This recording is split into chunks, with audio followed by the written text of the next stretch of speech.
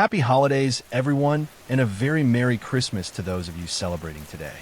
I want to take a quick second to wish you all the very best and thank you for spending part of your holiday here with me. Now, let's jump into today's stories.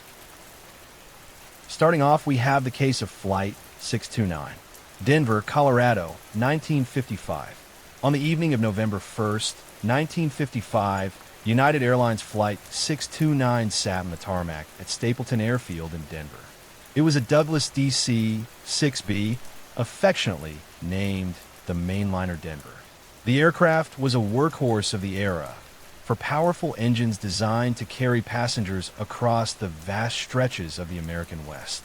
On this particular night, the flight was a multi-stop journey originating in New York, stopping in Chicago, then Denver, with its final destinations being Portland and Seattle.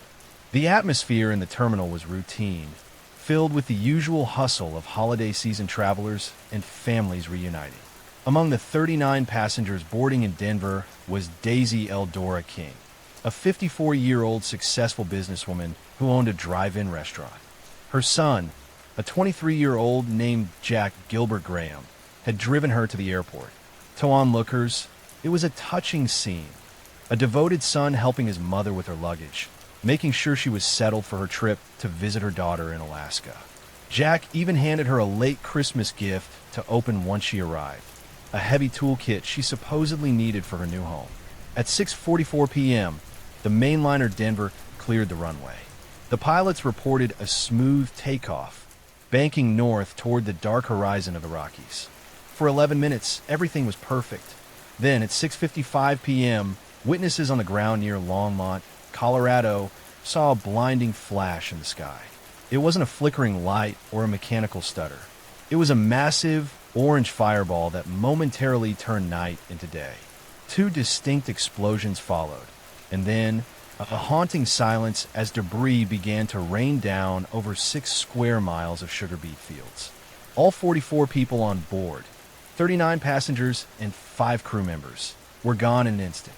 In 1955, commercial aviation was still finding its footing in the public consciousness. Accidents happened, usually due to weather or mechanical failure, but the total destruction of a plane mid-flight was rare. When investigators from the Civil Aeronautics Board and the FBI arrived at the scene the following morning, they expected to find a failed engine or a structural fracture. What they found instead was a puzzle that didn't fit the profile of an accident. As investigators combed through the wreckage, they noticed a peculiar smell, the acrid, lingering scent of gunpowder and sulfur. More chillingly, the tail section of the plane was found far away from the rest of the debris, suggesting that the aircraft had been severed in half while still at high altitude. When they reached the area of the cargo hold, specifically compartment 4, they found the smoking gun. The metal skin of the aircraft was bent outward, showing signs of an intense, localized high-pressure blast. This wasn't a fuel tank explosion. Those usually resulted in inward crushing or different burn patterns. This was a deliberate detonation. While the forensic teams worked the fields, investigators began the arduous task of looking into the lives of the 44 victims. In any tragedy of this scale, you look for a motive. Was there a target on that plane? Their attention quickly turned to Daisy Eldora King. Not because of who she was, but because of her son, Jack. Jack Gilbert Graham had a history that didn't quite match the devoted son persona he projected at the airport. He was a man with a rap sheet, forgery, bootlegging, and a general penchant for trouble. But more interestingly, investigators discovered that just minutes before Flight 629 took off, Jack had purchased 6 additional life insurance policies on his mother from a vending machine in the airport terminal. In the 1950s, these machines were common, allowing travelers to buy quick coverage for a few quarters. The total payout for Daisy's death would have been $37,500, a massive fortune in 1955. When the FBI sat Jack down for his first interview, he was remarkably calm. He spoke about his mother with a strange detachment. He claimed the heavy gift he gave her was a set of drills. However, when agents searched his home, they found something far more incriminating than a tool catalog. In his basement, they found scraps of wire, timing devices, and remnants of dynamite. The story Jack had built for himself began to crumble under the weight of his own greed. He had recently suffered financial losses, and his relationship with his mother was described by those close to the family as fraught. Daisy was a woman of means, and Jack was a man who felt he was owed a share of that success. Under intense interrogation, the facade finally broke. Jack Gilbert Graham confessed. He told the agents how he had spent weeks planning the perfect crime. He had gone to a local store and purchased 25 sticks of dynamite, a primer cap, and a timer. He meticulously wired the device to go off approximately 90 minutes after the plane took off, calculating that the aircraft would be over the rugged, inaccessible peaks of the Rocky Mountains. He believed that if the plane went down in the mountains, the wreckage might never be found, or at the very least, the evidence of a bomb would be lost to the elements. But Jack made a fatal mistake. He didn't account for the ground delay. Flight 629 had been delayed on the tarmac in Denver for nearly 30 minutes before takeoff. Because of that delay, the timer, which was ticking away in his mother's suitcase, triggered while the plane was still over the flat farmlands of Walmart. Instead of being buried under mountain snow, the evidence was laid out across an open field, easily accessible to investigators. The confession was chilling in its coldness. He described his mother's final moments at the airport, how he hugged her goodbye knowing that the suitcase he had just placed in the cargo hold was a death sentence for her and 43 other innocent people. When asked if he felt remorse for the other passengers, the families, the children, the crew, his response was reportedly a shrug of the shoulders. He was focused on the money. The trial of Jack Gilbert Graham became a landmark in American legal history, but not just for the cruelty of the crime. It was the first time a trial was ever televised in the United States. The public was transfixed and horrified. They saw a young man who looked like any other post-war American citizen, yet possessed a calculated, almost robotic indifference to human life. His defense team tried to argue insanity, but the level of planning involved, the purchase of the dynamite, the wiring of the timer, the calculated purchase of the insurance policies, pointed to a man in full control of his faculties. The jury took very little time to reach a verdict. Jack Gilbert Graham was found guilty of premeditated murder. Even as he sat on death row at the Colorado State Penitentiary, Jack remained defiant. He eventually retracted his confession, claiming it was coerced, but the physical evidence was insurmountable. The tragedy changed the way the world looked at air travel. Before Flight 629, the idea of someone blowing up a plane for insurance money was the stuff of dark fiction. Afterward, it was a terrifying reality that led to the first major overhaul of airport security and the eventual federal criminalization of damaging or destroying commercial aircraft. On January 11, 1957, Jack Gilbert Graham was led to the gas chamber. He reportedly showed no fear and expressed no final words of regret. He was 24 years old. Next story. The Groovy Murders. New York City, 1967. The East Village in the autumn of 1967 was a place caught between two worlds. By day, it was a kaleidoscopic dream of flower power, where the air smelled of incense and the sidewalk was a stage for poets and musicians. But as the sun dipped below the jagged skyline of Lower Manhattan, the psychedelic haze often curdled into something much darker. The summer of love was bleeding into a cold, cynical winter, and the streets were becoming a magnet not just for dreamers, but for predators. On the evening of October 8th, a boilerman named John Gurdon was making his rounds in the basement of a tenement building at 169 Avenue B. The building was a crumbling relic, a place where the walls sweated and the shadows seemed to move on their own. As he descended into the boiler room, the flickering light revealed a scene that would haunt him for the rest of his life. Sprawled on a blood-soaked mattress in the damp, subterranean dark were two young people. They had been beaten so severely with bricks that they were nearly unrecognizable. Both were nude, their clothing scattered like discarded confetti across the filthy concrete floor. The violence visited upon them was primal, the kind of rage that suggested a total abandonment of humanity.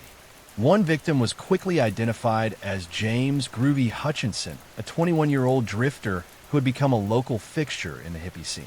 He was known for his easy smile and his penchant for handing out flowers to strangers.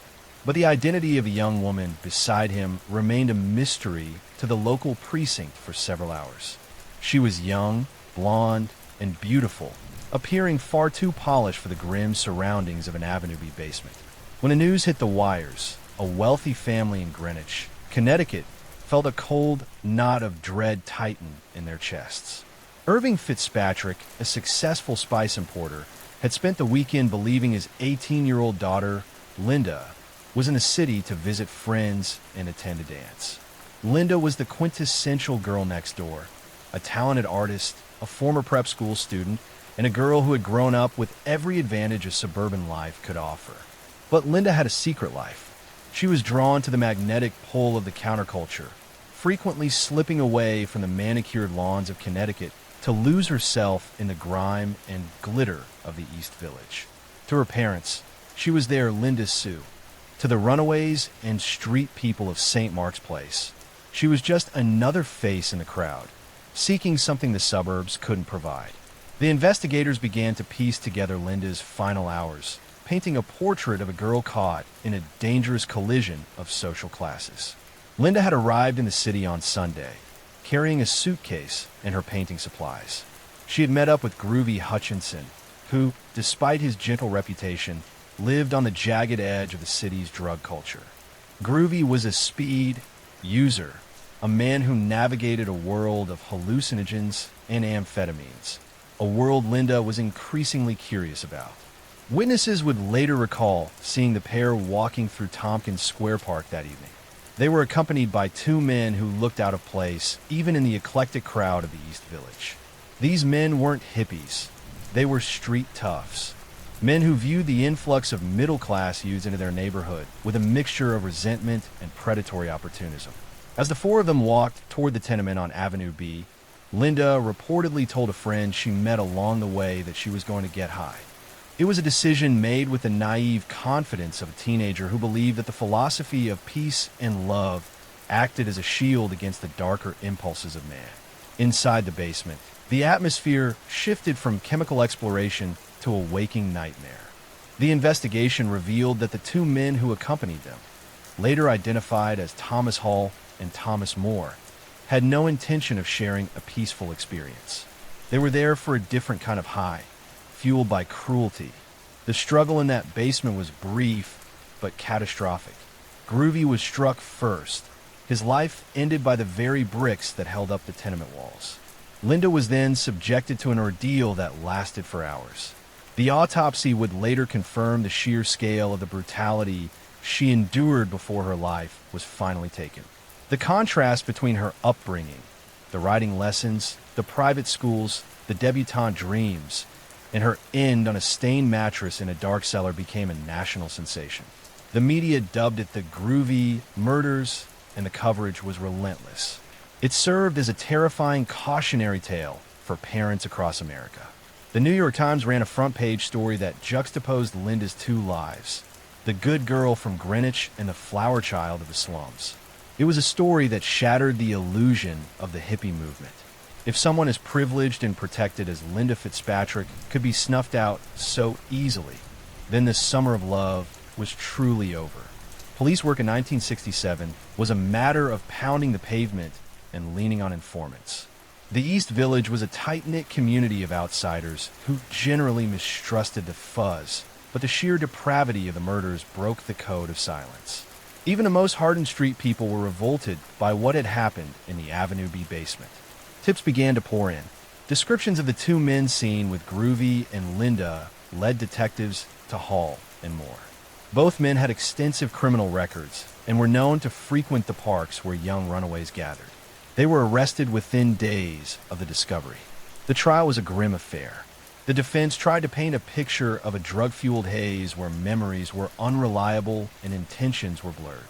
They attempted to suggest that Linda and Groovy's lifestyle choices made them complicit in their own fates, a common and cruel tactic of the era.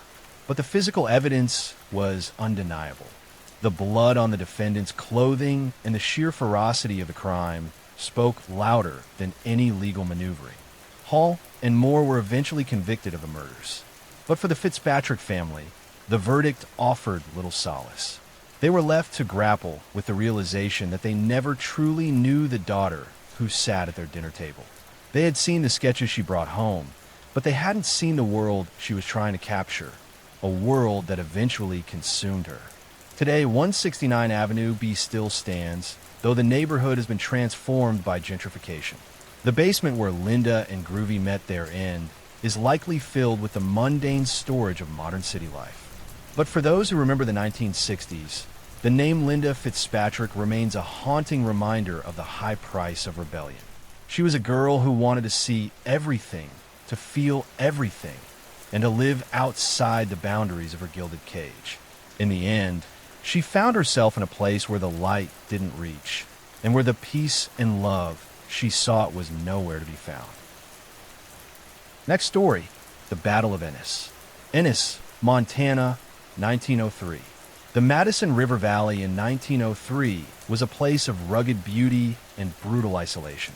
It was a landscape where the law was often a secondary consideration to survival, and the distance between a man and his nearest neighbor could be measured in miles of treacherous, snow-dusted scrubland. In the small town of Ennis, life followed the rhythms of the cattle trade and the changing seasons.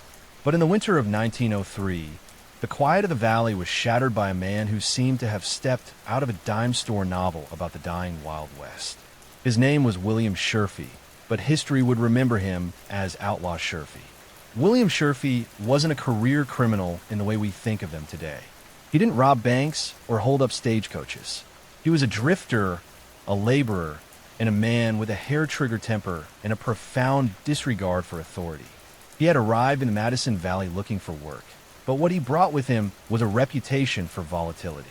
To the locals, he was a tough customer, a man you'd avoid making eye contact with at the local saloon.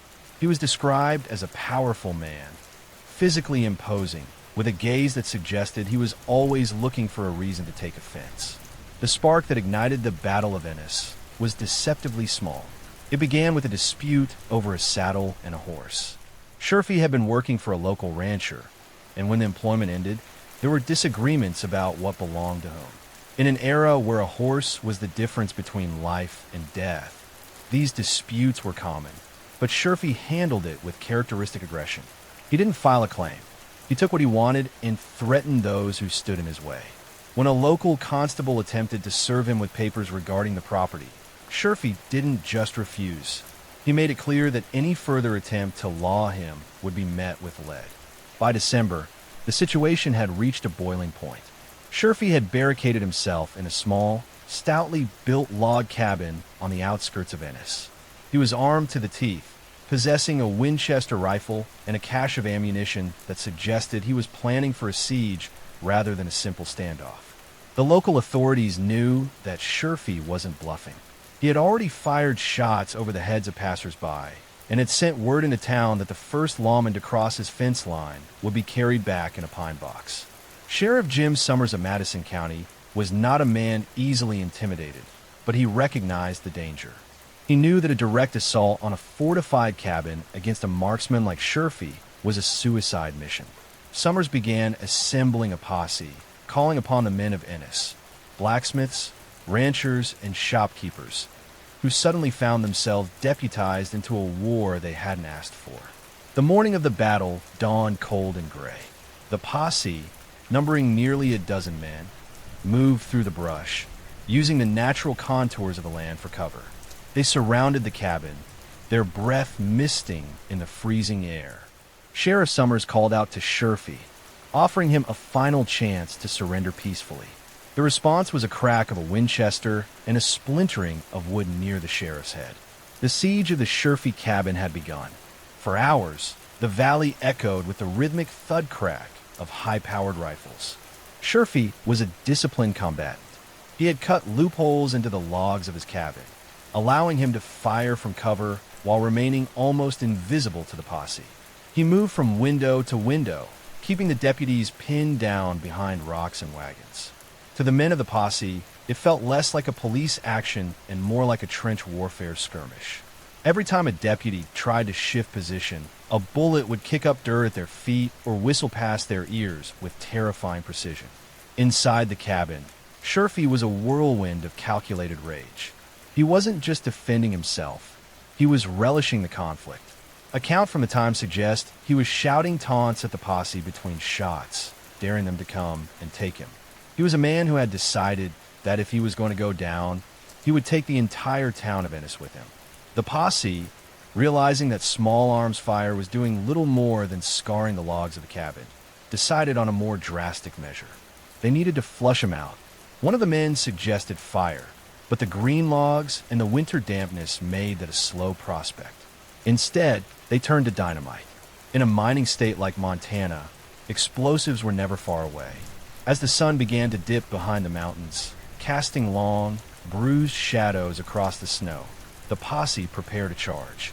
2 men volunteered to crawl toward the cabin under the cover of a heavy barrage of gunfire. They carried several sticks of dynamite bundled together with a short fuse. The plan was to toss it against the door or through a window, forcing Sherfy into the open. The tension in the valley was palpable. The rest of the posse opened up with every gun they had, creating a wall of noise and smoke to distract Sherfy. The 2 volunteers crept closer, heartbeats thundering in their ears. They reached the side of the cabin, lit the fuse, and heaved the bundle toward the structure. The explosion was deafening.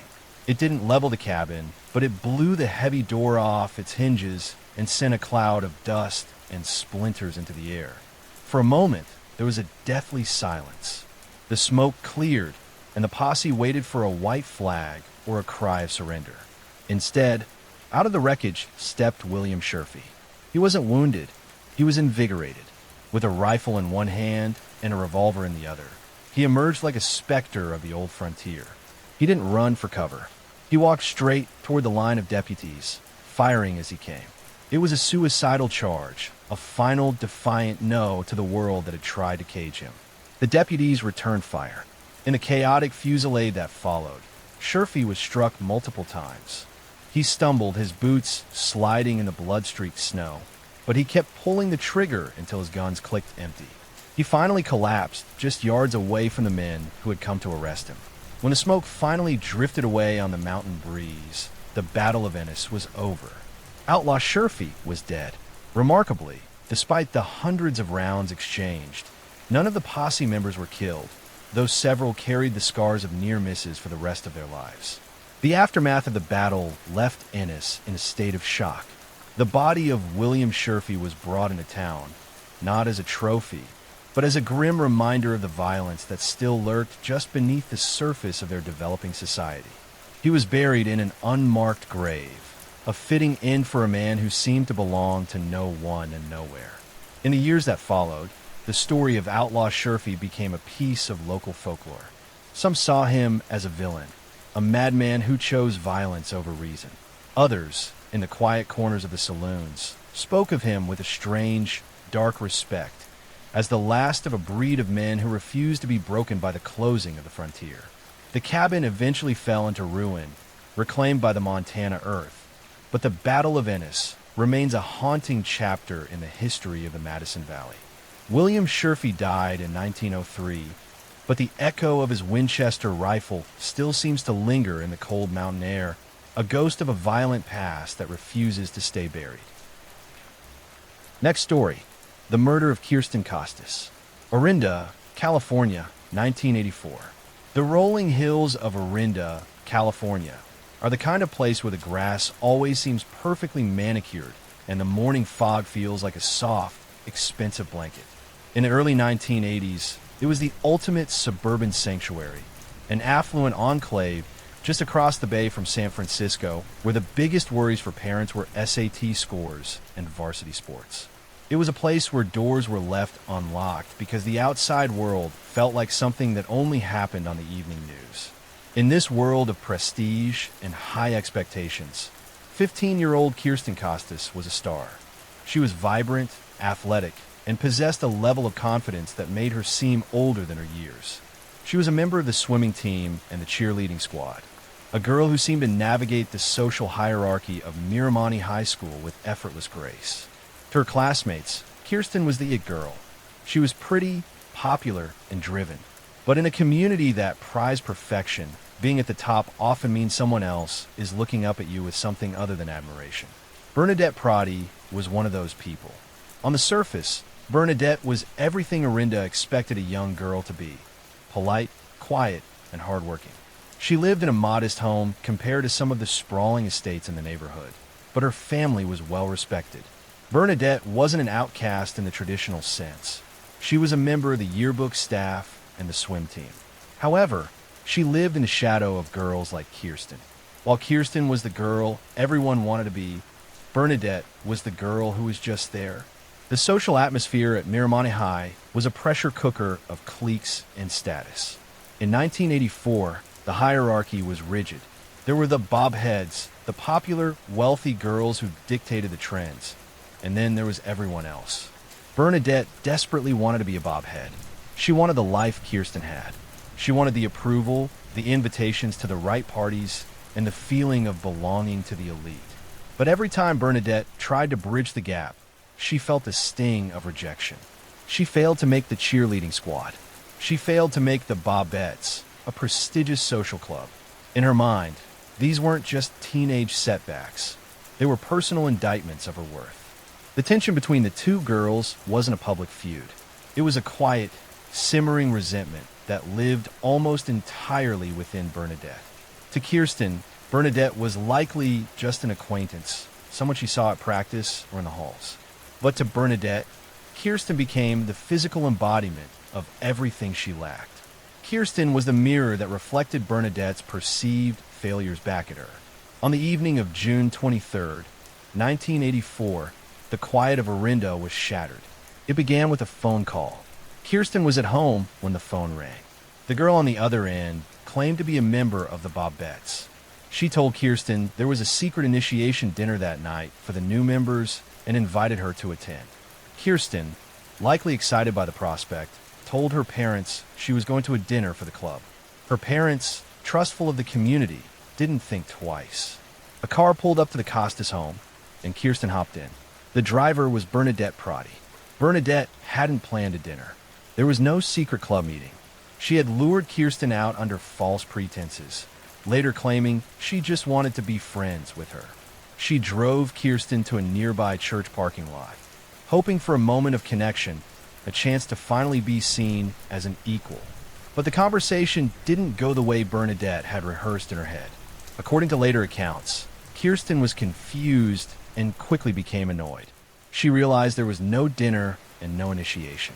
She saw through the ruse and, with the characteristic bluntness of a teenager who felt her time was being wasted, she allegedly told Bernadette that she was weird and that she didn't want to hang out with her. For Kirsten, it was a harsh but perhaps typical reaction to a strange situation. For Bernadette, it was the final, crushing blow to her ego. Kirsten got out of the car and began to walk away, eventually finding a nearby house where she asked for help, telling the residents she had been with a friend who had gone crazy. She managed to get a ride back to her neighborhood from a neighbor who happened to be passing by. But as Kirsten stepped out of the neighbor's car and walked toward her front door, Bernadette was waiting in the shadows. In a frenzied blur of motion, Bernadette attacked. She used a kitchen knife she had taken from her home earlier that day. The assault was quick and brutal. Kirsten's screams pierced the night, bringing her neighbors to their windows and her parents to the door. By the time help arrived, the attacker had vanished into the darkness. Kirsten Costas lay on the ground just feet from her sanctuary, suffering from multiple stab wounds. She died later that night at the hospital. The suburb of Orinda was paralyzed. The idea that a killer could strike a child in her own driveway was unthinkable. The police initially looked for outsiders. They looked for drifters, for creepy men, for anyone who didn't belong in the pristine world of Miramonte High. They interviewed students, friends, and acquaintances. Bernadette Prati was interviewed early on. She was calm. She was helpful. She cried for her classmate. She even passed a polygraph test.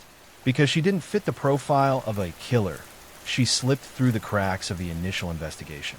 She went back to school. She attended Kirsten's funeral. She lived her life for 6 months as the quiet girl, while the community around her looked for a monster that didn't exist.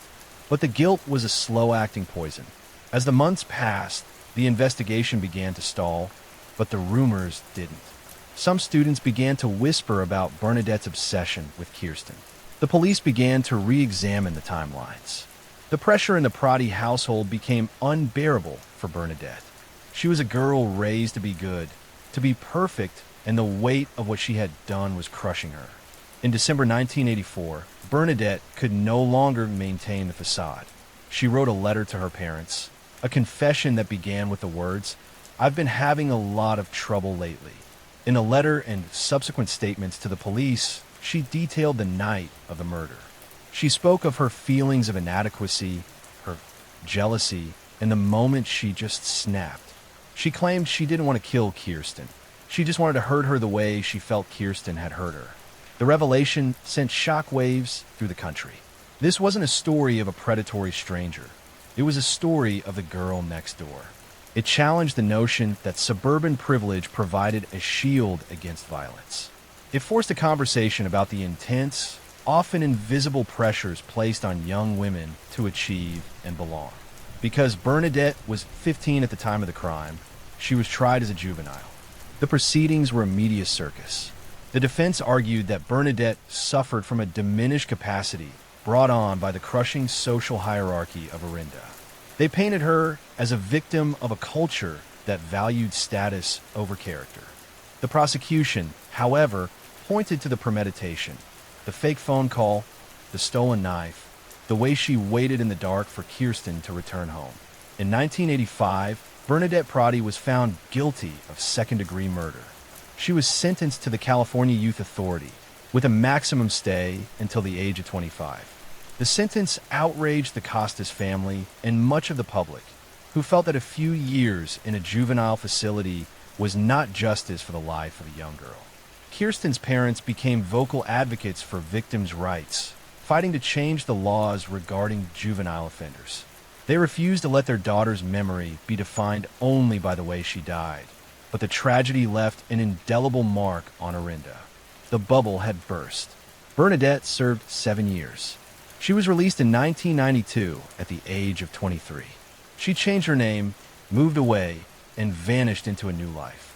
To this day, her whereabouts are a closely guarded secret, a shadow of a person who once thought that taking a life would somehow make her own feel more complete. In the end, Kirsten Costas was a girl who had everything, and Bernadette Prati was a girl who thought she had nothing. On a dark night in June, those two paths collided, leaving one family in mourning and another in ruins, and proving that sometimes the most dangerous thing in a perfect town is the desire to fit in. Next story, the murder of Yvonne Fletcher. London, UK, 1984. The morning of April 17, 1984, began as a routine deployment for 25-year-old woman police constable Yvonne Fletcher. Standing at just over 5 feet tall, Yvonne was a dedicated officer of the Metropolitan Police, or the MET for short, known for her cheerful disposition and professionalism. Her assignment that day brought her to the leafy, prestigious surroundings of St. James's Square in central London. The air was thick with the sounds of chanting and the rustle of placards as a small group of Libyan dissidents gathered to protest the regime of Muammar Gaddafi. The protest was taking place directly outside the Libyan People's Bureau, a building that served as the country's embassy. For Yvonne and her colleagues, the goal was simple: maintain the peace and ensure the safety of the protesters and the public. By mid-morning, the atmosphere in the square was tense but predictable. Protesters shouted slogans against the building's windows, while behind the stone walls of the bureau, the mood was reportedly one of simmering hostility. Suddenly, at approximately 10:18 a.m., the rhythmic chanting was shattered by the staccato burst of automatic gunfire. 11 shots rang out from a first-floor window of the embassy, spraying the crowd and the police line with high-velocity bullets. In the chaos that followed, bodies hit the pavement. Among them was Yvonne Fletcher. She had been struck in the back, the round inflicting catastrophic internal damage. Her colleagues scrambled to her side, their helmets rolling across the cobblestones as they tried to shield her. The image of her iconic police hat lying abandoned in the middle of the square would become an indelible symbol of a nation's collective grief. Yvonne was rushed to Westminster Hospital, but the internal injuries were too severe. She died on the operating table shortly after arrival. Back at the square, a dramatic and unprecedented siege was beginning to take shape. The British government was faced with a diplomatic and legal nightmare. An officer had been murdered in cold blood from within a foreign embassy, yet the suspects were shielded by the ancient and rigid laws of diplomatic immunity. For 11 days, the London police surrounded the bureau, their snipers perched on nearby roofs, while a tense standoff played out between the Home Office and the Libyan government. The resolution of the siege remains one of the most controversial moments in British foreign policy. Under the terms of the Vienna Convention on Diplomatic Relations, the British authorities were unable to enter the building by force or arrest those inside without creating a massive international incident. On April 27th, the Libyan occupants were allowed to leave the building, escorted to the airport, and deported from the United Kingdom. As they walked to their transport, some of them reportedly smiled, knowing they were escaping justice for the murder of a British police officer on British soil. The murder of Yvonne Fletcher led to the immediate severing of diplomatic relations between the UK and Libya, but for her family and her fiancé, who was also a police officer on the scene that day, the void left behind was permanent. For decades, the case remained an open wound. It wasn't until the fall of the Gaddafi regime during the 2011 Arab Spring that new investigators and journalists were able to enter Tripoli to search for answers. Files uncovered in the aftermath suggested that the order to fire on the protesters and the police had come from the highest levels of the Libyan government. In 2015, a man named Salah Ibrahim Abruk was arrested in the UK on suspicion of conspiracy to murder Yvonne Fletcher. However, in a crushing blow to the pursuit of justice, the case was dropped in 2017 because key evidence was withheld on the grounds of national security. The government claimed that disclosing certain information would pose a proportional threat to the public interest. The legacy of Yvonne Fletcher is one of courage and the frustrating limitations of international law. In St. James's Square, a granite memorial stands at the spot where she fell, always adorned with fresh flowers. It serves as a reminder that she was a young woman who went to work one Tuesday morning to protect the right of others to speak their minds, only to be silenced by those hiding behind diplomatic shadows. Her death forced the world to reconsider the boundaries of immunity and the price of political stability. While the legal files may be closed to the public, the memory of the little girl in the big police uniform remains a vital part of the history of London, a city that continues to honor her service while still demanding the justice she was denied. Next story, the murder of Adam Walsh. Hollywood, Florida, 1981. July 27th, 1981 began as a typical humid Monday in South Florida. Reve Walsh, a 23-year-old mother, decided to run a quick errand at the Hollywood Mall. With her was her 6-year-old son, Adam. Adam was a bright, energetic boy, wearing a striped shirt, straw hat, and a pair of shorts, the image of 1980s childhood innocence. Upon entering the Sears department store, Adam did what many children of that era did. He gravitated toward the electronics section. At the time, Sears had a display of the latest video games, and a group of older boys was already gathered there, huddled around a console. Seeing her son captivated by the flickering screen, Reve told Adam she was going to look at lamps just a few aisles away. She expected to be gone for no more than 10 minutes. It was a choice made in a world that still felt fundamentally safe, a world where children were often left to play within eyesight or earshot in public spaces. When Reve returned to the toy department 10 minutes later, the group of boys was gone. Adam was gone. Initially, Reve wasn't panicked. She assumed he had wandered off to find her or had perhaps drifted toward the toy aisles. She began a frantic but focused search through the store, calling his name. After about 90 minutes of searching with the help of store security, the reality began to sink in. The store's public address system summoned the boy who never answered. The police were called, and a nightmare began to unfold in real time. What Reve didn't know then was that a security guard had recently cleared out the electronics section because the older boys were being rowdy. When the guard told the group they had to leave, Adam, being a well-behaved child, had followed the older boys out the door, likely confused and thinking he was supposed to leave the building as well. He was left standing outside the mall entrance, alone, looking for his mother's car in a sea of asphalt and heat. The disappearance of Adam Walsh didn't just shatter a family. It fundamentally changed the American landscape. In 1981, there was no national database for missing children. There was no Amber Alert system. Local police departments often didn't communicate across jurisdictional lines, and many agencies had a policy of waiting 24 or even 48 hours before officially classifying child as missing, operating under the assumption that the child had simply wandered off or was with a relative. John and Reve Walsh refused to accept the slow-moving gears of bureaucracy.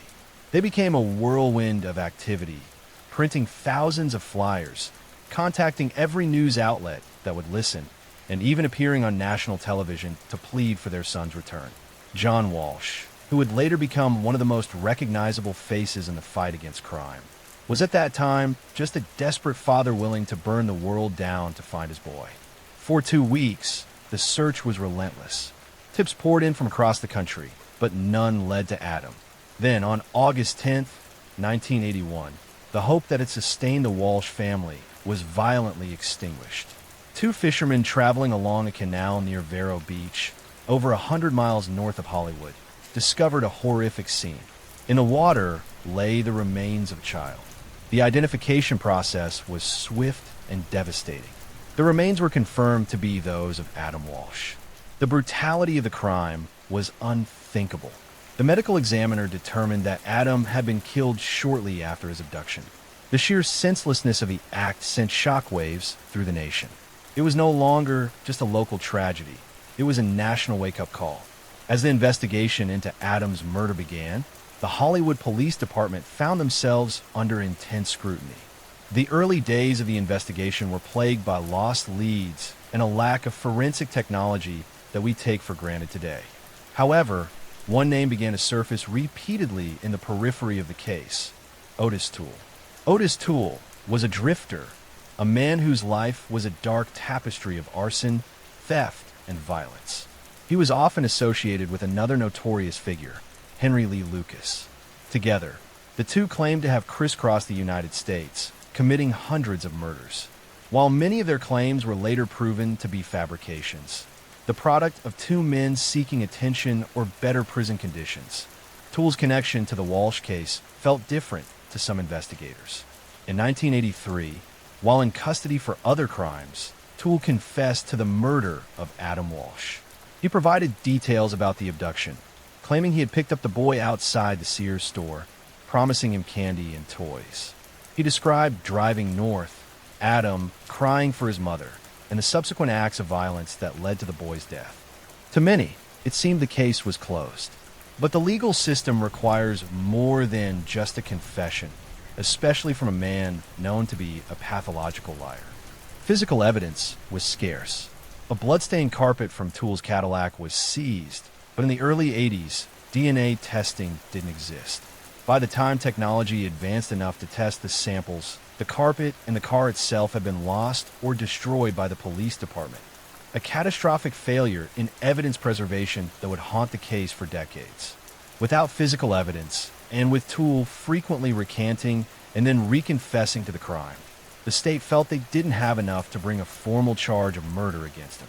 Toole was already serving multiple life sentences for other heinous acts, and prosecutors hesitated to spend taxpayer money on a trial that might result in an acquittal due to the lack of smoking gun evidence. As the years turned into decades, the Walsh family moved forward, but they never moved on. John Walsh channeled his grief into a singular mission. He helped found the National Center for Missing and Exploited Children. He lobbied for the Missing Children's Act. And in 1988, he launched America's Most Wanted, a program that would go on to help capture over 1,000 fugitives. The show was fueled by the memory of the son he couldn't save, a weekly reminder to the nation that evil exists, but so does the will to catch it. Despite the professional success and the lives saved by his work, the question of who killed Adam remained a gaping wound. Other theories emerged over the years. Some investigators looked toward Jeffrey Dahmer, who was living in the Miami area in 1981 and working at a sandwich shop not far from the mall. Witness accounts placed a man looking like Dahmer at the mall that day, and some pointed to the specific, gruesome nature of Adam's murder as being consistent with Dahmer's later crimes. However, the FBI and local police eventually discounted Dahmer as a suspect, citing a lack of concrete evidence and the fact that Dahmer's typical patterns didn't align with the Walsh case. The focus always returned to Otis Toole. In 1996, Toole died in prison from liver failure. He took his secrets to the grave, but not before telling his niece that he had indeed killed the boy. For the Hollywood Police Department, the case remained open but stagnant. The community and the Walsh family were left in a state of perpetual limbo. Then, in 2008, a new police chief took over in Hollywood, Florida. Chad Wagner looked at the mountain of evidence, the multiple confessions, and the circumstantial links that had been gathered over 27 years. He realized that while the case might not meet the impossible standard of a modern DNA-backed conviction, the preponderance of evidence was overwhelming. On December 16, 2008, Chief Wagner held a press conference. With John and Reve Walsh standing by his side, he announced that the investigation into the death of Adam Walsh was officially closed. The department formally named Otis Toole as the killer. Wagner apologized to the Walshes for the decades of uncertainty, admitting that the original investigation had been flawed and that evidence had been mishandled. It wasn't the trial or the verdict many had hoped for, but for John and Reve, it was a form of justice. It was a public acknowledgement of the truth they had known in their hearts for a long time. Today, when an Amber Alert pings on a smartphone, it is a direct descendant of the work started by John and Reve Walsh. The National Center for Missing and Exploited Children has assisted in the recovery of hundreds of thousands of children. The Code Adam program, used in retail stores across the country to lock down a building when a child is reported missing, ensures that what happened at that Sears in 1981 is much less likely to happen again. Next story, the Lacenaire murders. Paris, France, 1835. The winter of 1834 in Paris was bitter. A freezing fog clinging to the narrow, lantern-lit alleys of a city caught between its medieval past and an uncertain future. On the afternoon of December 14th, in a cramped apartment on the Rue du Faubourg du Temple, a local delivery boy climbed the stairs to drop off a collection of spirits. He knocked, but there was no answer. He pushed the door, finding it unlocked, and stepped into a scene that would soon fixate the entire nation. Inside, the air was thick with the smell of iron and cheap wine. Two bodies lay on the floor, sprawled in a crimson map of their own making. The victims were a widow named Madame Mahassir and her adult son. They had been butchered, not with the quick precision of a professional, but with the frantic, jagged energy of someone who enjoyed the struggle. Their throats had been opened, and the apartment had been tossed for valuables. Yet, as the gendarmerie began their investigation, they realized this wasn't just another robbery gone wrong in the slums. There was a coldness to the crime, a sense of performance that suggested the killer wasn't just looking for gold, but for an audience. In the 19th century, the gentleman thief was a romanticized trope of fiction, but Paris was about to meet the real thing, Pierre-François Lacenaire. He wasn't a product of the gutter. He was a man of letters, a poet, and a scholar who had decided that the only honest way to live in a corrupt society was to become its most articulate monster. Lacenaire was born into a respectable middle-class family in Lyon, but he never fit the mold. He was brilliant, possessing a sharp, biting wit and a genuine talent for verse, but he was also possessed by a profound sense of nihilism. He viewed the social contract as a scam and saw himself as a scourge of God. After a failed stint in the army and a series of petty thefts that landed him in prison, he didn't emerge rehabilitated. Instead, he emerged as a professor of crime. While behind bars at La Force, Lacenaire met his future accomplices, Pierre Victor Avril, a blunt instrument of a man, and Francois Barthélemy, a career criminal. It was here that Lacenaire philosophy crystallized. He believed that if he were to be a criminal, he would be the most honest criminal France had ever seen. He wouldn't hide behind excuses of poverty or passion. He would kill because he chose to. The Mahassir murders were intended to fund a grander lifestyle, but the take was meager. Disappointed by the lack of profit from the widow's home, Lacenaire and Avril set their sights on a more lucrative target, a bank messenger named Genevre. The plan was executed with chilling simplicity in early 1835. They lured Genevre to a rented room under the guise of a business transaction. As the messenger entered, Lacenaire and Avril fell upon him. But Genevre was stronger than they anticipated. He fought back with a desperation that turned the quiet room into a cacophony of shouting and crashing furniture. Panicked and fearing the arrival of neighbors, the duo fled, leaving Genevre wounded but alive. It was this failure that would ultimately lead to their undoing. The police, led by the legendary detective chef de la Charite, Pierre Allard, began connecting the dots. The description of a tall, elegantly dressed man with a cold, piercing gaze began to surface in witness reports. By the spring of 1835, the net was closing. Lacenaire was eventually apprehended in Beaune, caught using a forged passport. When he was brought back to Paris, something extraordinary happened. Most criminals of the era cowered, denied their crimes, or begged for mercy. Lacenaire did the opposite. He walked into the courtroom as if he were taking the stage at the Comédie Française. He confessed to everything. In fact, he confessed to crimes the police hadn't even linked to him yet. The trial of Pierre-François Lacenaire became the hottest ticket in Paris. The courtroom was packed with the elite of French society, aristocrats, writers like Victor Hugo and Honoré de Balzac, and socialites who were fascinated by this poet-assassin.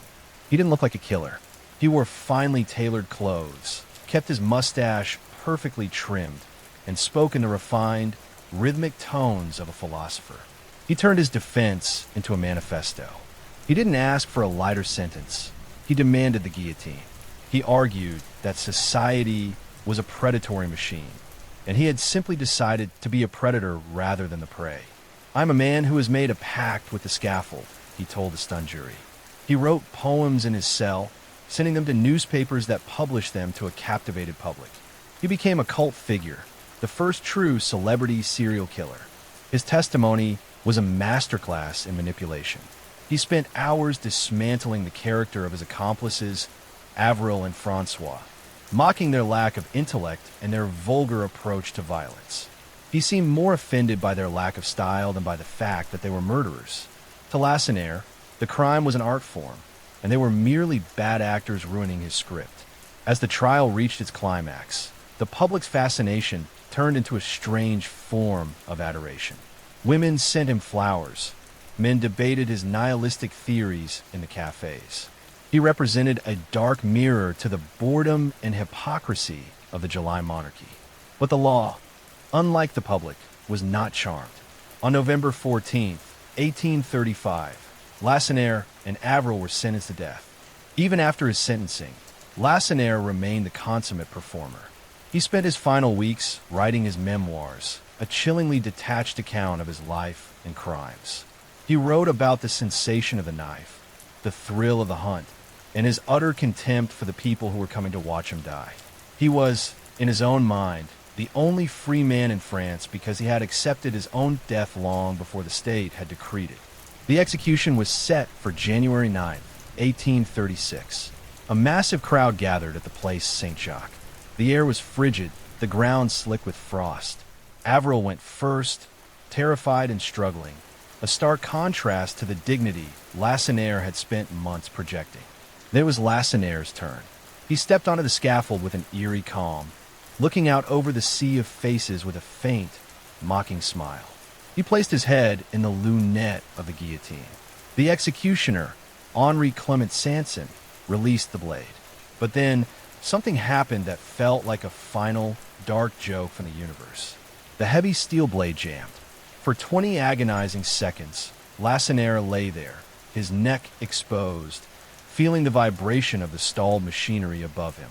The poet-assassin who had romanticized death and treated the guillotine as a lover, was forced to wait for it. He didn't scream. He simply waited. The executioners frantically reset the mechanism, and on the second attempt, the blade fell. Lacenaire wanted to be remembered not as a common thief, but as a man who stared into the void and didn't blink. In the end, he got exactly what he wanted: immortality through infamy. Next story: the murder of Fanny Adams. England, 1867. The market town of Alton, nestled in the rolling green hills of Hampshire, was the kind of place where the passage of time felt more like a gentle suggestion than a driving force. In the mid-19th century, it was a community built on the rhythms of agriculture and brewing, a place where everyone knew their neighbor's business and doors were often left unlatched. But on the afternoon of Saturday, August 24th, 1867, that pastoral peace was shattered by an act of violence so depraved that it would not only haunt the town for generations, but would, strangely enough, embed itself into the very vocabulary of the English language. The day began like any other humid summer Saturday. 8-year-old Fanny Adams, a bright-eyed girl with a mop of dark hair, was eager to get out of her cramped cottage on Tannhouse Lane. She was joined by her younger sister, 5-year-old Minnie, and their best friend, Martha Hopkins. The trio was headed to the Flood, a local meadow popular with children because of the Wey River that meandered through it. It was a place for picking wildflowers and chasing butterflies, a slice of Victorian childhood innocence. As the girls reached the gate leading into the hop garden near the meadow, they were approached by a man. He was well-dressed, wearing a frock coat and a tall silk hat, looking every bit the respectable professional. This was Frederick Baker, a 29-year-old clerk who had recently moved to Alton to work for a local solicitor. To the girls, he was a gentleman. Baker reached into his pocket and offered the children some blackberries and 3 half-pence. It was a small bribe, a gesture that felt more kindly than predatory to the young girls. He then turned his attention specifically to Fanny. He asked her to accompany him down a secluded path toward the village of Shalden. Fanny, perhaps sensing a shift in his tone or simply wanting to stay with her sister, refused. Baker didn't get angry. Not yet. He reached down, picked up the 8-year-old, and carried her bodily into the tall, ripening hops. Martha and Minnie watched, frozen, as their companion disappeared into the greenery. They waited for a while, hearing nothing but the rustle of leaves and the distant sound of the town, before running home to tell Fanny's mother, Harriet Adams. Harriet wasn't immediately plunged into panic. In 1867, it wasn't uncommon for neighbors to stop and talk to children, and Baker's appearance, that of a clean-cut clerk, didn't scream danger. However, as the afternoon shadows began to lengthen and Fanny didn't return for tea, the unease in the Adams household curdled into dread. Harriet, along with a neighbor named Mrs. Gardiner, set out toward the hop gardens. Near the gate where the girls had last seen Fanny, they encountered Frederick Baker. He was walking back toward the town, looking perfectly composed. Mrs. Gardiner confronted him, asking what he had done with the child. Baker's response was chillingly nonchalant. He admitted to giving the girls some money for fruit, but claimed he had left them shortly after. When Harriet pressed him, he told her she could go to the police if she liked. He had nothing to hide. His confidence was disarming. Harriet, still hoping Fanny had simply wandered off or was playing a prank, didn't detain him. But the sun began to set, and the search party grew. Half the town seemed to descend upon the hop garden with lanterns and torches. It was a local laborer who made the first discovery. In the dim light, he saw something white among the vines. At first, he thought it was a discarded piece of clothing. As he knelt, the reality of what he was looking at began to dawn on him. It was a human head. It had been severed with surgical precision and placed atop 2 hop poles. The scene that followed was a nightmare manifested in the physical world. The searchers began to find more. Fanny's body had not just been hidden, it had been dismantled. Her torso was found further in the field, chest cavity opened, heart and liver missing. Her limbs had been severed at the joints. One of her eyes was found floating in the nearby river. The sheer level of mutilation was beyond anything the local constabulary had ever seen. It wasn't just a murder. It was a ritualistic desecration. The news ripped through Alton like a gale. By the time Superintendent William Rice arrived, a lynch mob was already beginning to form. Suspicion immediately fell on the well-dressed clerk who had been seen with the girls. Police found Frederick Baker at his desk in the solicitor's office. He was calm, almost bored. When they searched him, they found 2 small knives, standard pocket knives, hardly the tools one would imagine necessary for such a thorough dismemberment. However, upon closer inspection, his trousers were found to be damp at the hems, and small splashes of blood were discovered on his shirt sleeves.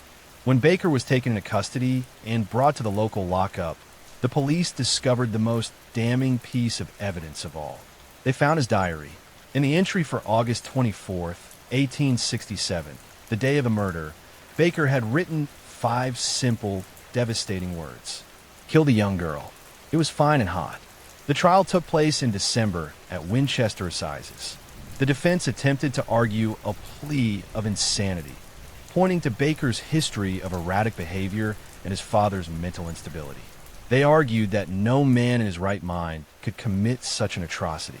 However, the prosecution painted a different picture. One of a man who was fully aware of his actions, a predator who had chosen his moment and his victim with cold calculation. The jury didn't take long. In an era before forensic profiling, the diary entry alone was enough to seal his fate. Frederick Baker was found guilty and sentenced to death by hanging. On Christmas Eve, 1867, a crowd of 5,000 people gathered outside Winchester Jail. It was a grim, silent assembly. At 8 a.m., Baker was led to the scaffold. He showed no remorse, no final breakdown. He simply stepped into the air and was gone.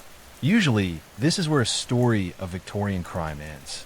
The villain is punished, and the town is left to heal. But the case of Fanny Adams left a bizarre, lasting scar on British culture. A few years after the murder, the British Royal Navy began introducing a new ration for its sailors: tins of mutton. The quality of this meat was notoriously poor, tough, gristle-filled, and utterly unappetizing. The sailors, in a fit of dark, macabre humor, began to joke that the meat wasn't mutton at all, but rather the remains of sweet Fanny Adams. The name stuck. Over time, the phrase Sweet Fanny Adams, often shortened to Sweet F.A., morphed in meaning, because the tins were frequently found to be empty or contained nothing of value. The phrase came to mean nothing at all. Today, when someone says they have Sweet F.A., they are unknowingly referencing the brutal dismemberment of an 8-year-old girl in a Hampshire hop garden. The murder of Fanny Adams remains one of the most chilling cases in English history, not just for the brutality of the crime, but for the way it highlights the thin veneer of Victorian respectability. Frederick Baker wasn't a monster from the shadows. He was the man in the silk hat, the clerk with the polite smile, the gentleman who took a walk on a fine and hot afternoon and decided to destroy a family forever.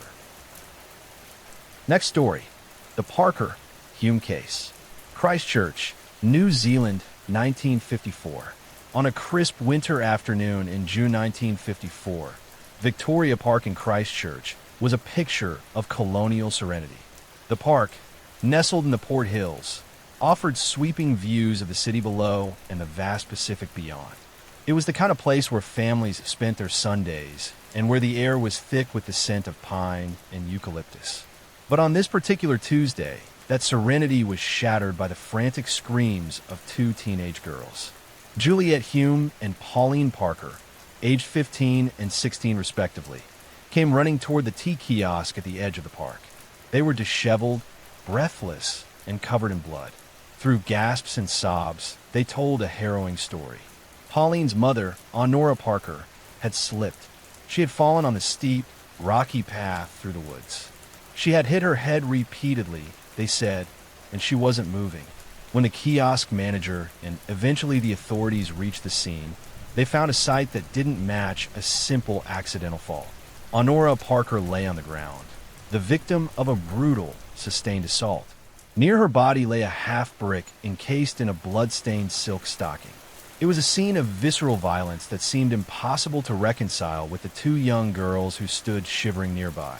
To understand how two bright, middle-class girls ended up in a wooded grove with a makeshift weapon, we have to look at the intense, almost claustrophobic bond that had formed between them over the previous 2 years. Pauline Parker was a quiet, brooding girl from a working-class background. Her father ran a fish shop, and her mother, Honora, was a traditional, firm woman who wanted the best for her daughter. Pauline felt like an outsider in her own life until she met Juliet Hume. Juliet was everything Pauline was not: glamorous, outspoken, and the daughter of an elite academic.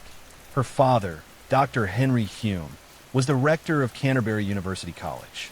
The Hulmes lived a life of intellectual luxury that fascinated Pauline.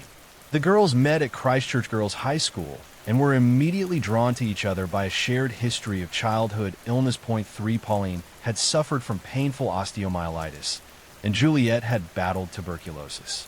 This shared experience of isolation and hospital stays created a foundation of mutual understanding that quickly deepened into an obsession. They didn't just become best friends.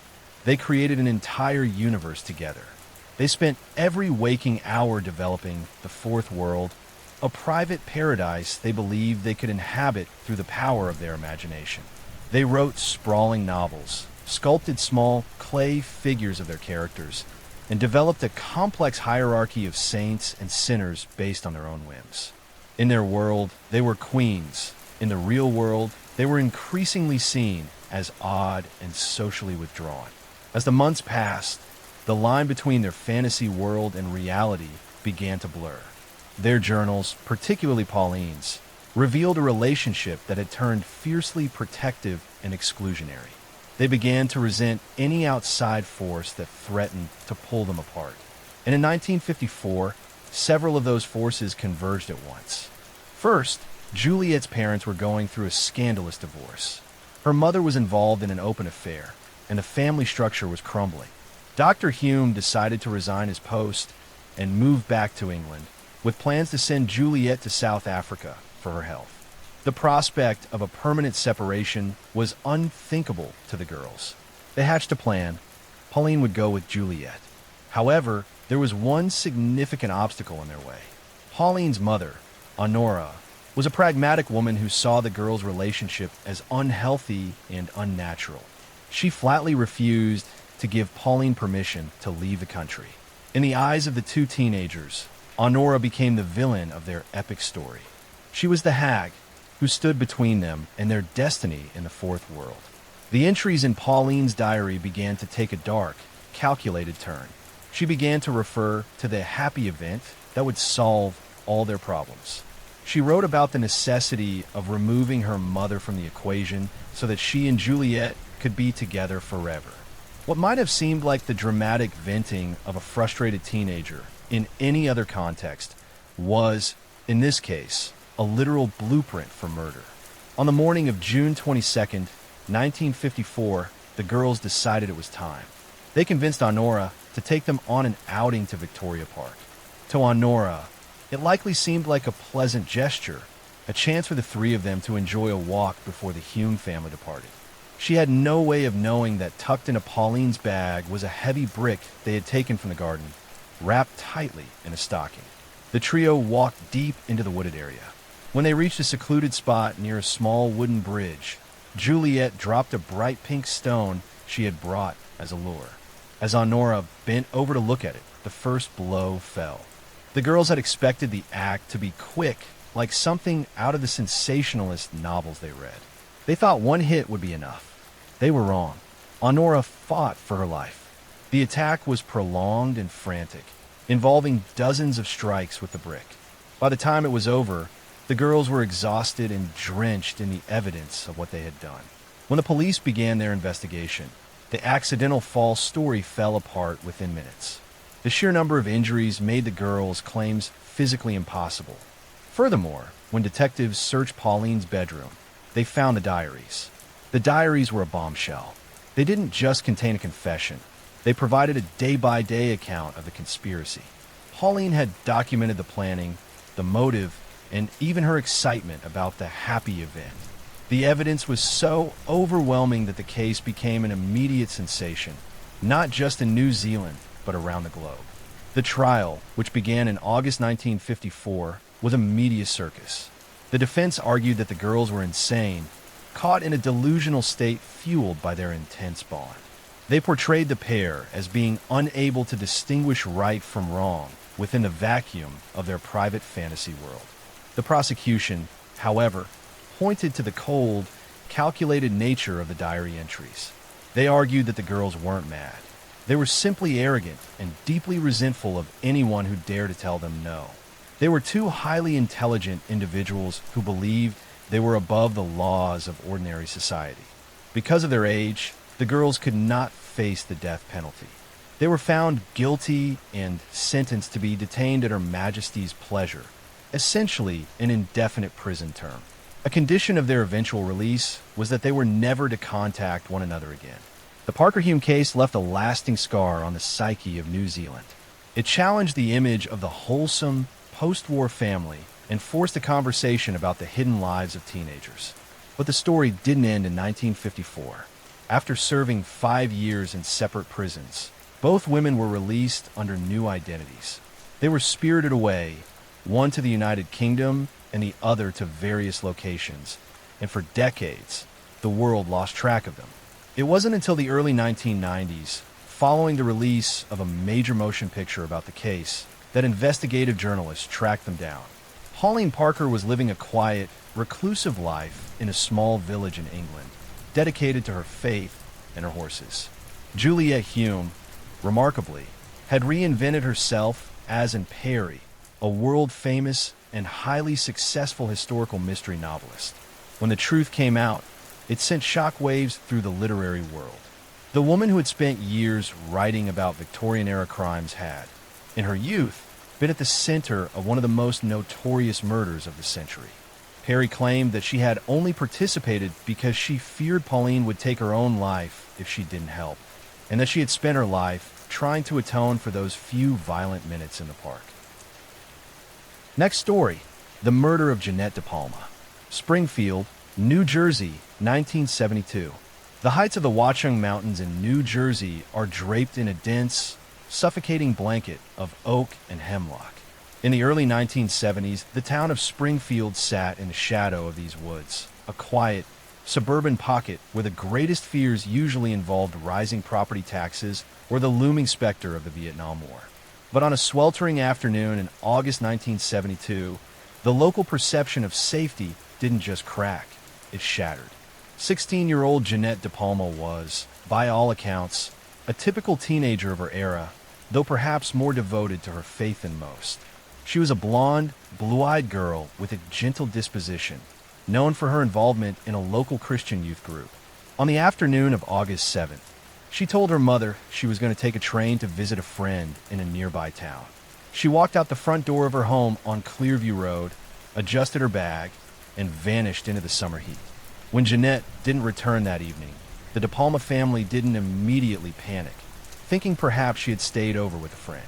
But as the hours turned into a full day of silence, the atmosphere in the household shifted from annoyance to a cold, creeping dread. By the time the police were notified, the trail was already growing cold. For 6 weeks, the woods remained silent. The silence broke on a cliffside known locally as Hoodale Quarry. An unleashed dog, wandering through the thick brush near a precipice called the Devil's Teeth, returned to its owner carrying a gruesome trophy, a decomposed human forearm. When investigators climbed the steep, jagged terrain to the top of the cliff, they found a scene that would spark decades of nightmares and fuel a local legend that still haunts New Jersey today. Jeanette's body was found face down in the dirt, perched on the edge of the ravine. Because of the weeks of exposure and the intense summer heat, the remains were badly decomposed, making an immediate cause of death nearly impossible to determine. However, it wasn't just the body that unsettled the officers, it was the environment surrounding it. Initial reports from those on the scene described a site that looked less like a crime scene and more like a theater for the macabre. Rumors immediately began to swirl among the first responders and local residents. They spoke of a circle of fallen branches and logs surrounding the body. Even more chilling were the claims of crosses made of sticks placed inside the circle, and a series of stones arranged in a deliberate, unnatural pattern around her head. The local newspaper, the Star-Ledger, began picking up on these whispers. Before the autopsy was even finalized, the narrative had already been written by the town's collective fear. Jeanette De Palma had been the victim of an occult sacrifice. As the investigation struggled to gain traction, the physical evidence was frustratingly scarce. There were no signs of a struggle at the site, though the terrain was so rough it was hard to tell. There were no bullet casings, no discarded weapons, and because of the state of the remains, the medical examiner couldn't find evidence of strangulation or physical trauma to the bone. They did, however, find an unusually high concentration of lead in her system, though they couldn't explain how it got there or if it was related to her death. While the police looked for physical leads, the community looked for monsters. In 1972, the satanic panic that would grip America in the 1980s was still in its infancy, but in Springfield it was born early. Stories began to circulate about a group of local practitioners who met in the woods. People recalled seeing strange lights in the quarry at night and finding the charred remains of animal sacrifices. One specific lead took police toward a group of teenagers who were rumored to be involved in the occult. Witnesses claimed that Jeanette had been trying to save some of these individuals, using her faith to pull them away from what she perceived as a dark path. The theory was simple and terrifying. She had pushed too hard, and the group had turned on her, lured her to the cliffs, and ended her life in a ritualistic display. But the police found themselves hitting a wall of silence. If there was a cult, no one was talking. If there were witnesses, they were terrified. The investigation was further complicated by the behavior of the local department. In a move that still baffles modern cold case researchers, much of the original case file, including the crime scene photos and many of the witness statements, was reportedly lost or destroyed in a flood at the police station years later. The physical evidence, including the clothing Jeanette was wearing, disappeared from the evidence lockers. It was as if the case was being erased by time and negligence. In the vacuum of official information, the legend of provoking grew. The quarry became a place of pilgrimage for the curious and the fearful. The Devil's Teeth cliffs were whispered about in school hallways as the place where the witch killed the girl. The facts of Jeanette's life were slowly replaced by the mythology of her death. Yet, there were those who didn't buy the occult narrative.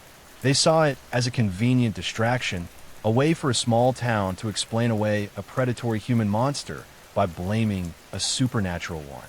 They pointed toward the hillside woods and the fact that the quarry was a known hangout for transient workers and people looking for a place to hide from the law. One compelling, non-supernatural theory involved a local man who had been seen following young women in the area around the time of Jeanette's disappearance. There were reports of a suspicious van parked near the trailhead on the day she vanished. But without forensic evidence or a confession, these leads remained nothing more than static. Years passed, and the case grew cold but never truly went away. In the early 2000s, a renewal of interest sparked by local investigative journalists brought the case back to the forefront. They interviewed retired officers who had been at the quarry that day. Interestingly, some of those officers began to walk back the occult details. They claimed the sticks were just fallen branches and the crosses were a result of an overactive imagination fueled by the gruesome nature of the discovery. However, other witnesses remained adamant. They insisted they saw what they saw, a body positioned with intent, surrounded by symbols that had no business being in the middle of the woods. They spoke of a heavy, dark energy at the site that couldn't be explained away by mere geometry. The mystery of the lead in her system also remained a sticking point. Some suggested it was a result of Jeanette being forced to ingest something, or perhaps she was held somewhere before being brought to the cliff. If she had been kept alive for days, it changed the entire timeline of the crime. But with the original samples gone, it was a question that would never have a definitive answer.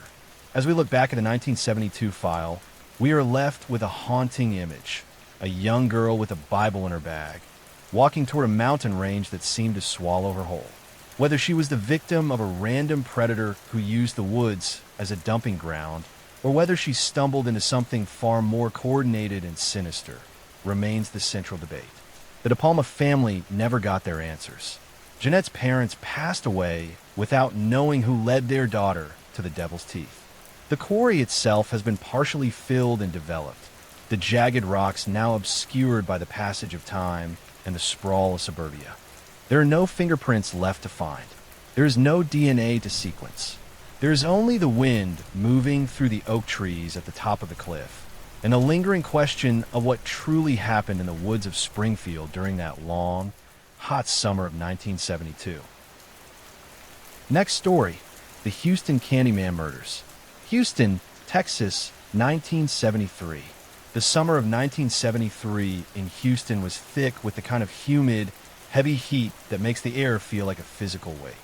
In the working-class neighborhood of the Heights, life moved at a slow, predictable pace. It was the kind of place where children rode their bikes until the streetlights flickered on and neighbors kept their screen doors unlatched. But beneath this veneer of suburban safety, a quiet, devastating erosion was taking place. Over the course of 3 years, boys, some as young as 13, others in their late teens, had been vanishing.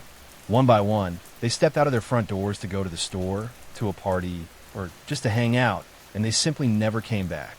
At first, the local authorities were dismissive. This was an era before the concept of a serial killer had fully crystallized in the public consciousness. To the police, these weren't victims. They were runaways.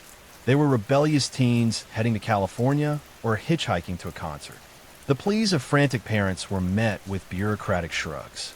But as the number of missing boys climbed toward 20, the silence in the Heights grew deafening. At the center of this neighborhood stood a man who seemed to be the very definition of a pillar of the community. Dean Corll was 33 years old, soft-spoken and unfailingly polite. He worked at his family's candy company, Corll Candy, and was known for his generosity.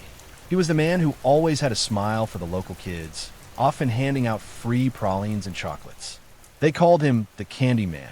He was a veteran, a hard worker, and a reliable neighbor. He lived in a series of nondescript suburban homes and apartments, always keeping his grass trimmed and his windows shaded. But Dean Corll had a secret, one that required the help of 2 teenage accomplices, 17-year-old Elmer Wayne Henley and 18-year-old David Brooks. To the other kids in the neighborhood, Wayne and David were just peers, friends who knew where the best parties were. In reality, they were recruiters. They were the lure used to bring unsuspecting boys into Corll's orbit, promised a night of fun, music, and pills that never materialized. The facade finally shattered on the morning of August 8th, 1973. It didn't end with a sophisticated police sting or a long gestating investigation. It ended with a frantic 911 call from a residence in Pasadena. When officers arrived, they found a scene of absolute chaos. Elmer Wayne Henley was there, shaking and sobbing, holding a .22 caliber pistol. On the floor lay Dean Corll, the generous candy man, dead from multiple gunshot wounds. Henley's confession began almost immediately, spilling out in a torrent of trauma and guilt. He told the officers that he had been forced to kill Corll to save his own life and the lives of 2 other teenagers who were currently bound and gagged in the house. But as the detectives listened, the scope of the horror began to expand far beyond a single night of violence. Henley began to talk about the others, the boys who had gone missing in 1970, 1971, and 1972. He spoke of a torture board and a series of plywood boxes. He told the police that Corll hadn't just been a murderer. He had been a monster who presided over a systematic assembly line of depravity. The investigation moved to a rented boat shed in southwest Houston, shed number 11. It was a mundane, corrugated metal structure in a row of dozens of others. When investigators pried the lock and stepped inside, the heat was stifling. They noticed a patch of floor that looked slightly different from the rest. A layer of lime had been spread over the dirt. As they began to dig, the reality of the Candyman's legacy came to light. Body after body was recovered from the floor of that shed. The victims were wrapped in plastic, some buried with personal effects like a single shoe or a comb. The recovery process was grueling. In the sweltering Texas heat, forensic teams worked around the clock, their faces masked to block the scent of decay. By the end of the first few days, they had found 17 sets of remains in the boat shed alone. But the map of Coral's crimes didn't stop there. Guided by Henley and Brooks, investigators were led to two other locations, a remote woodland area near Lake Sam Rayburn and the dunes of High Island Beach. The scale was unprecedented. This wasn't the work of a man who had snapped. It was a cold, calculated operation that had functioned for years under the very noses of the Houston Police Department. The details that emerged from the interrogations of Henley and Brooks painted a picture of a psychological trap. Coral had used his age and his nice guy persona to manipulate the two teenagers, eventually drawing them into his crimes by making them complicit. He had used a combination of financial incentives and threats, turning them into hunters for his own sadistic needs. The torture board, Henley described, was a horrific centerpiece of Coral's private world. A wooden structure with straps and restraints where he would subject his victims to hours of unthinkable agony before finally ending their lives. As the body count rose to 28, the city of Houston fell into a state of collective shock. This remains one of the most prolific and harrowing cases in American history, not just because of the number of victims, but because of the systemic failure that allowed it to continue for so long. The runaway labels had cost dozens of boys their lives. Parents who had spent years searching for their sons were finally given answers, but they were answers that came in the form of small, numbered evidence bags. The trial of Elmer Wayne, Henley, and David Brooks became a media circus. The public struggled to reconcile the image of these young men, who looked like typical teenagers of the era, with the horrific acts they had assisted in. Henley's defense argued that he was a victim of Coral's grooming and coercion, a boy who had been pushed into a corner until his only way out was to pull the trigger. Brooks, who had been involved from the very beginning, was seen as a more willing participant. Both were eventually handed life sentences, with the legal system grappling with how to punish those who were both instruments of a monster and, in some ways, his creations. Today, the sites of the Houston mass murders are mostly forgotten by the casual observer. The boat shed has long been demolished, replaced by the mundane progress of urban development. The woods and beaches have returned to their natural states. But for the families of the victims, the scars remain permanent. They remember the boys who never came home from the store. They remember the candy man who lived down the street. The story of the Houston Heights is a reminder that evil doesn't always look like a villain in a movie. Sometimes, it looks like a quiet neighbor with a well-kept lawn. It looks like a man who is trusted by everyone. And sometimes, the most terrifying thing about a monster is how long it can hide in plain sight, protected by the very society it is systematically destroying. Next story, the abduction of Katie Poirier. Moose Lake, Minnesota, 1999. The North Woods of Minnesota are defined by a quiet, rhythmic stillness. In the small town of Moose Lake, about 45 miles south of Duluth, life in 1999 moved at the pace of the wind through the pines. It was the kind of place where the local gas station wasn't just a place to fuel up. It was a landmark, a community hub, and for 19-year-old Katie Poirier, it was where she worked the night shift. Katie was a young woman with a bright future, known for her easy smile and her responsible nature. On the night of May 26, 1999, she was working alone at DJ's Expressway, a convenience store situated right off Interstate 35. It was a typical Wednesday night, until the clock struck 11:30 p.m. A grainy black and white security camera captured the moments that would haunt the state of Minnesota for decades. The footage shows a large man entering the store. He doesn't look like a monster. He looks like a customer. But the atmosphere shifts instantly. He moves behind the counter, towering over Katie. There's a brief, terrifying struggle. He grips her firmly by the back of the neck, forcing her out of the camera's view and into the darkness of the parking lot. When a customer walked into the store a few minutes later, the lights were on and the doors were unlocked, but the counter was deserted. Katie's keys and purse were still there. The silence in the store was deafening. The disappearance of Katie Poirier triggered one of the largest manhunts in Minnesota history. Hundreds of volunteers, law enforcement officers, and National Guard members combed through the dense brush and marshlands of Carleton County.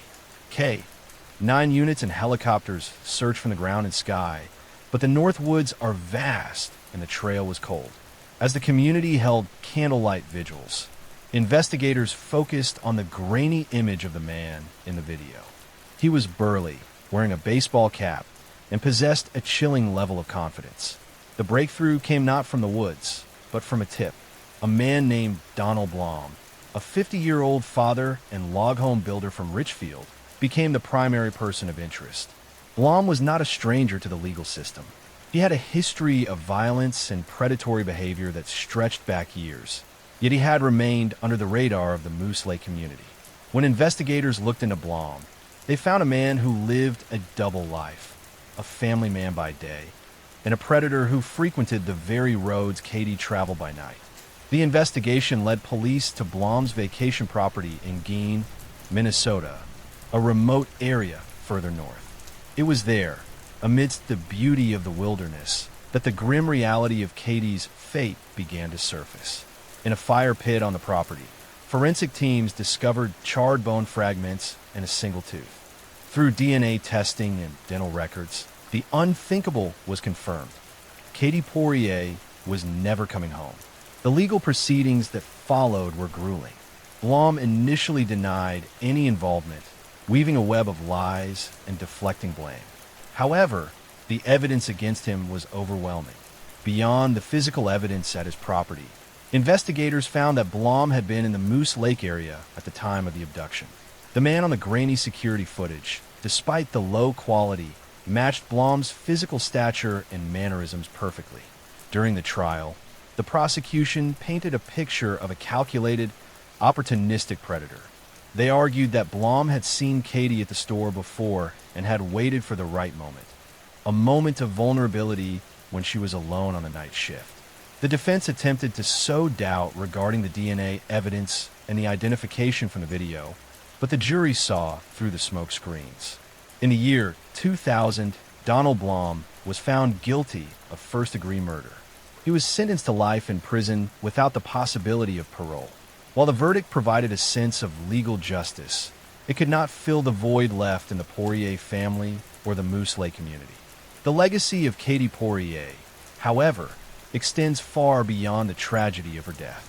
Her mother, Pam Poirier, became a tireless advocate for change.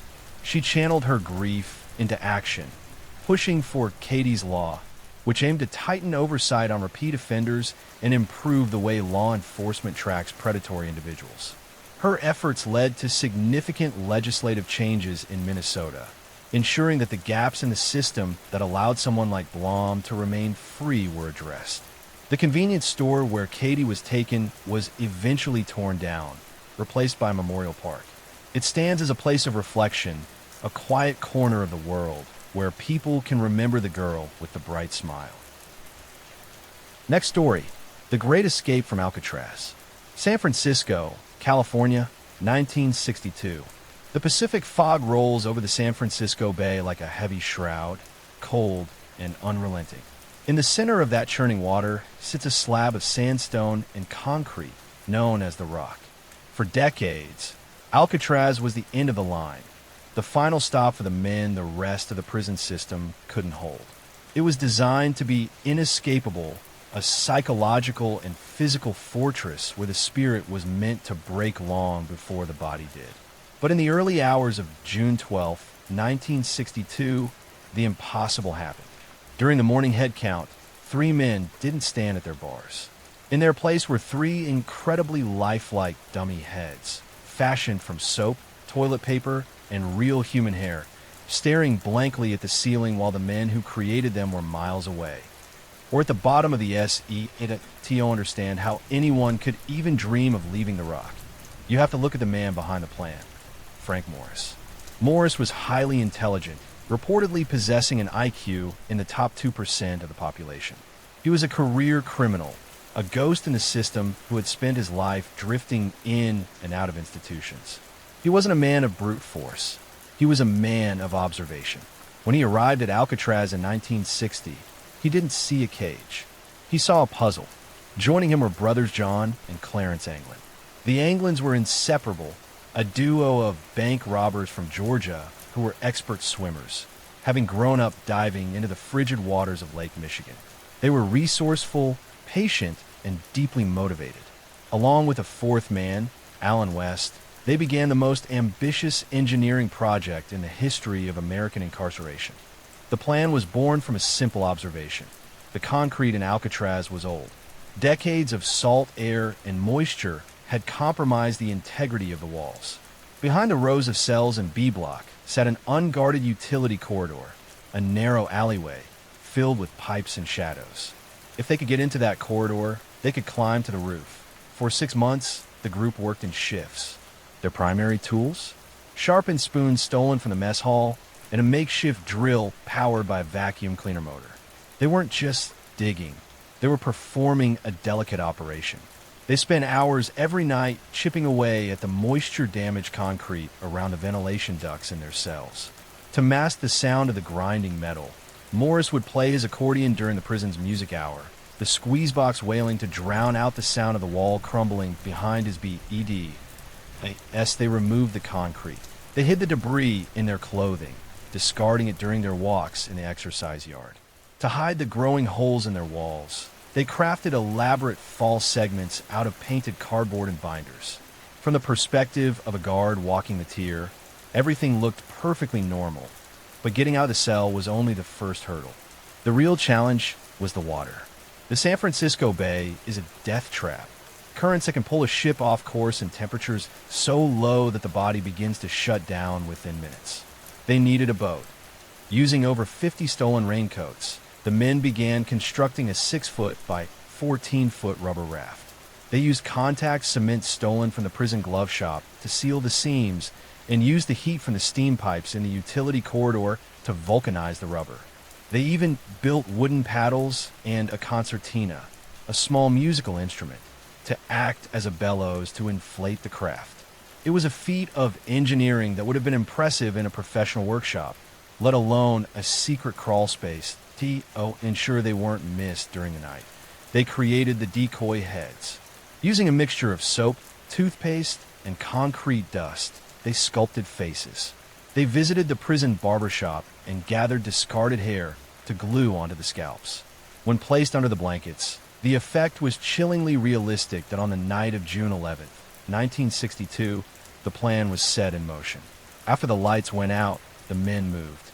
Morris and the Anglins crawled through their respective vents into the utility corridor. Alan West, however, ran into a fatal problem. The reinforcement he had used to secure his false wall had hardened too much, and he couldn't get his vent open in time. By the time he finally broke through, the others were gone. He was forced to return to his bed, becoming the only man who could later tell the authorities how it was done. Morris and the Anglins climbed the plumbing pipes like ladders, reaching the top of the cell block. They hauled their heavy raft and gear through a ventilation shaft to the roof. They moved like shadows across the top of the prison, avoiding the sweep of the searchlights. They slid down a bakery smokehouse vent, scaled 2 successive 12-foot barbed wire fences, and made it to the northeast shore of the island. This was the point of no return. Somewhere in the dark, they inflated the raft and pushed off into the black, churning water. The next morning, the siren at Alcatraz wailed with a sound that hadn't been heard in years. The discovery of the dummy heads sent the prison into a frenzy. The FBI was called in immediately. They found the discarded paddles on Angel Island and a wallet belonging to the Anglins wrapped in waterproof plastic. Later, a shredded life jacket made of the same raincoat material washed up on a nearby beach. The official conclusion was swift. The men had drowned. The FBI argued that the outgoing tide was too strong and the water too cold for anyone to survive. They pointed to the lack of any confirmed sightings or crimes committed by the trio after the escape. For the Bureau, the case was a matter of mathematics. The odds of survival were near zero. But the families of the Anglins never believed that. For decades, stories persisted. The Anglins' mother reportedly received flowers every Mother's Day with no card until the day she died.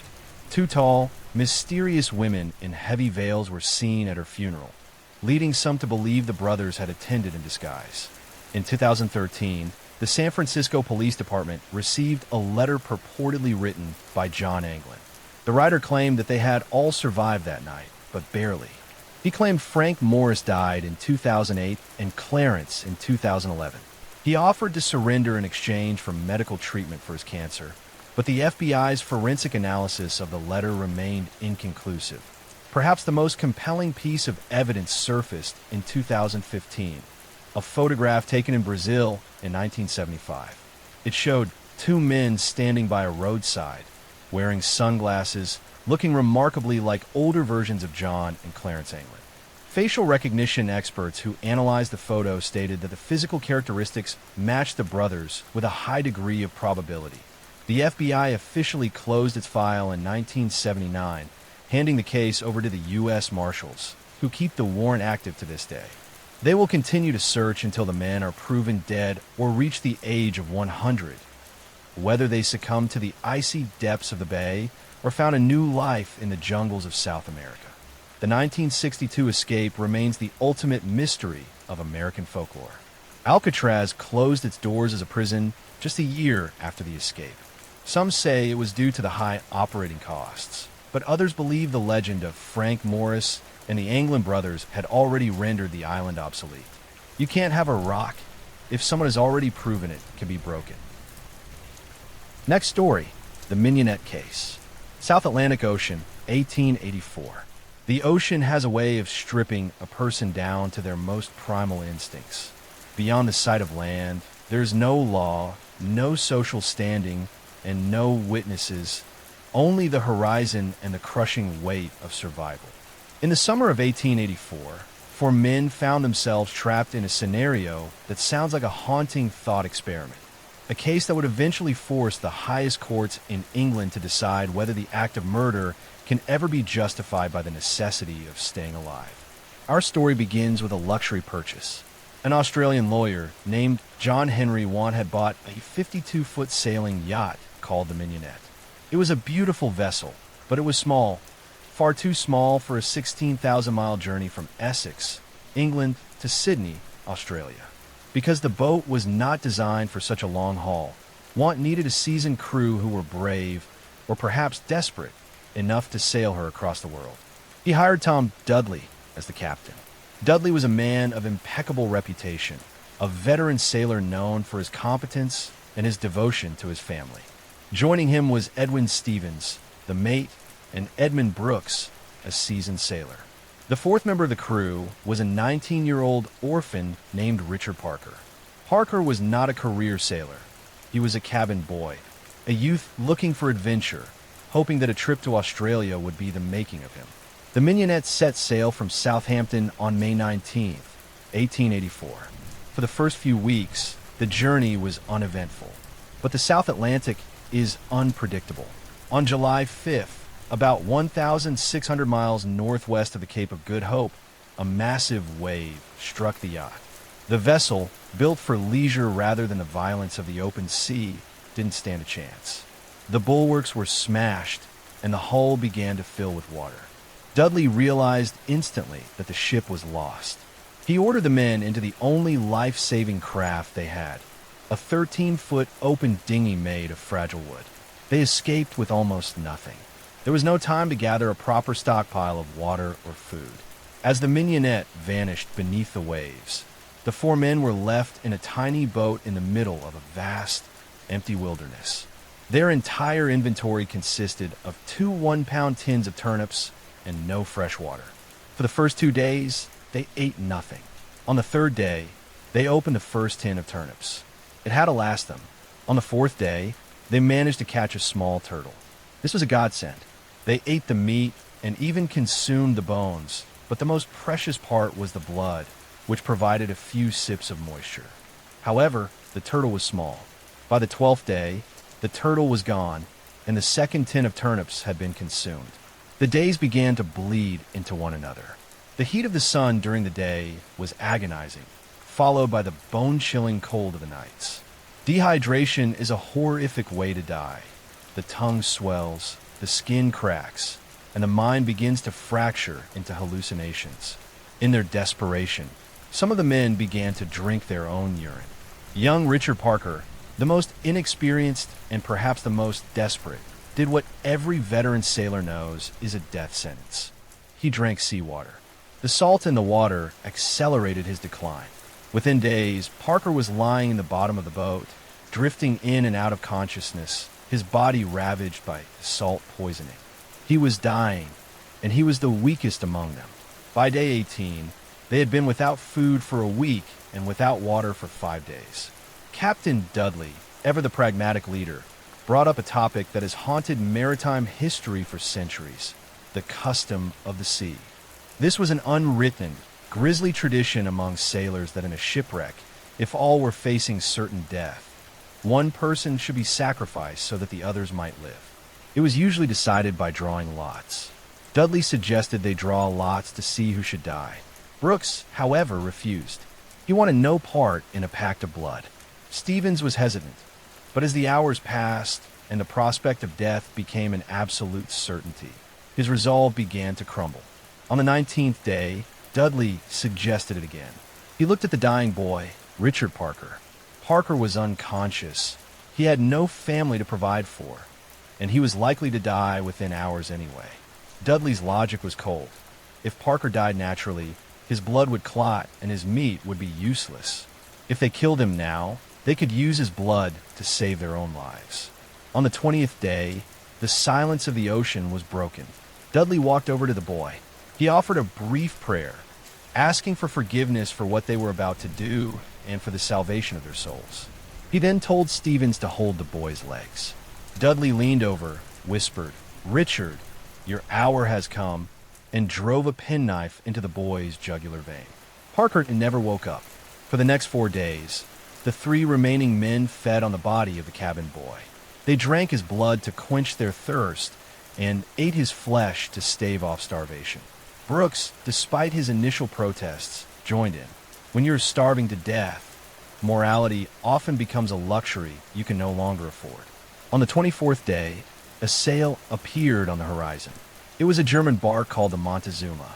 The 3 men were rescued, skeletal and traumatized, with the remains of Richard Parker still at the bottom of the dinghy. When they were brought back to Falmouth, England, Dudley and Stevens did not act like criminals. They were honest. They told the authorities exactly what had happened, fully expecting that the custom of the sea would protect them. In their minds, they had made a tragic but necessary choice to ensure that 3 men returned to their families instead of 4 men dying in the deep. But the Victorian legal system was changing. The Home Secretary and the judiciary decided that this was the moment to put an end to the custom of the sea once and for all. They wanted to establish that the law of the land followed a British subject even into the furthest reaches of the ocean. Dudley and Stevens were charged with murder. The trial of Regina versus Dudley and Stevens became a landmark in legal history. The public was deeply divided. Many sympathized with the sailors, viewing them as victims of an impossible circumstance. Even Richard Parker's own brother, who was also a sailor, sat in the courtroom and shook hands with Dudley, signifying his forgiveness. The defense argued necessity. They claimed that the men would have died within hours if they hadn't killed Parker.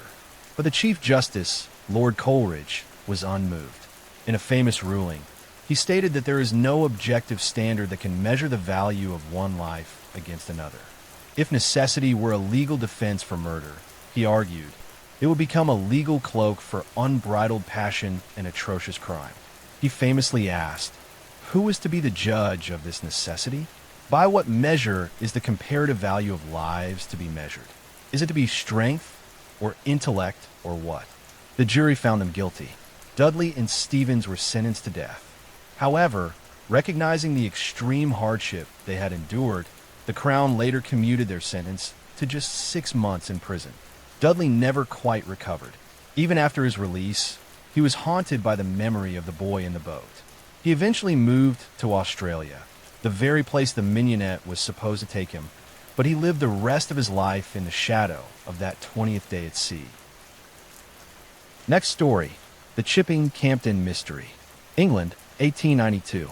The Cotswolds are often described as the quintessential English countryside, a patchwork of rolling green hills, honey-colored limestone cottages, and a silence so profound it feels like stepping back through the centuries. But in the late 19th century, in the market town of Chipping-Campden, that silence was shattered by a disappearance so baffling it would eventually challenge the very foundations of the British legal system.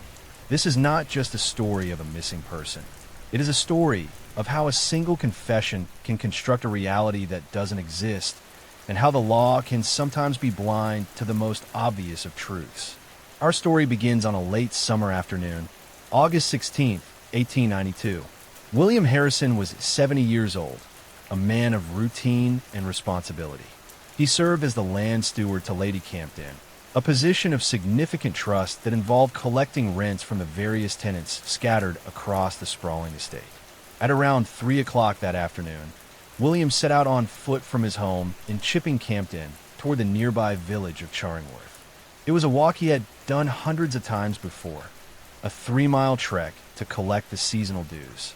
He carried with him the tools of his trade, a walking stick and a leather bag intended to hold the gold and silver coins of the local farmers.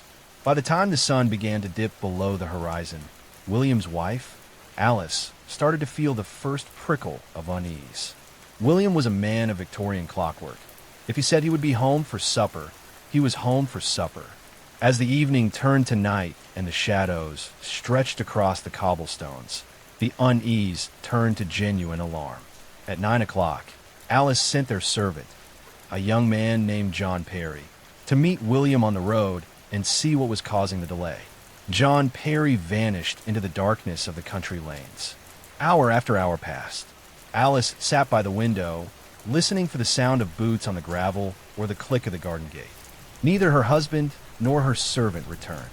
It wasn't until the following morning that John Perry finally reappeared, but he was alone. He claimed that he had searched the paths in the pitch black, gotten lost in the fog, and eventually given up, choosing to sleep under a hedge until daybreak. But William Harrison was still missing. The town mobilized.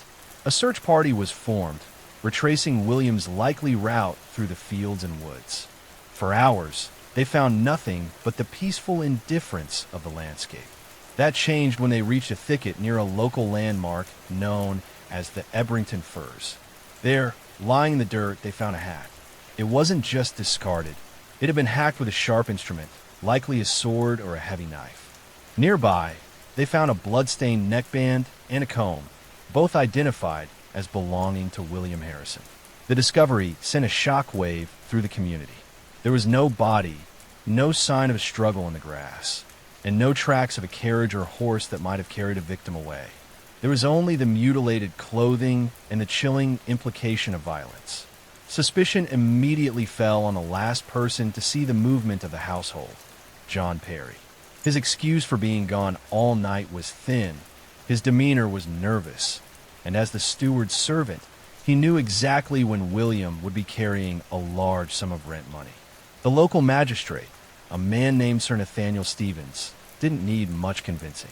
Perry was brought in for questioning. At first, Perry held firm. He maintained his innocence, repeating his story about the fog and the hedge. But after several days in a cold cell, something in the young man snapped. Or perhaps something darker emerged.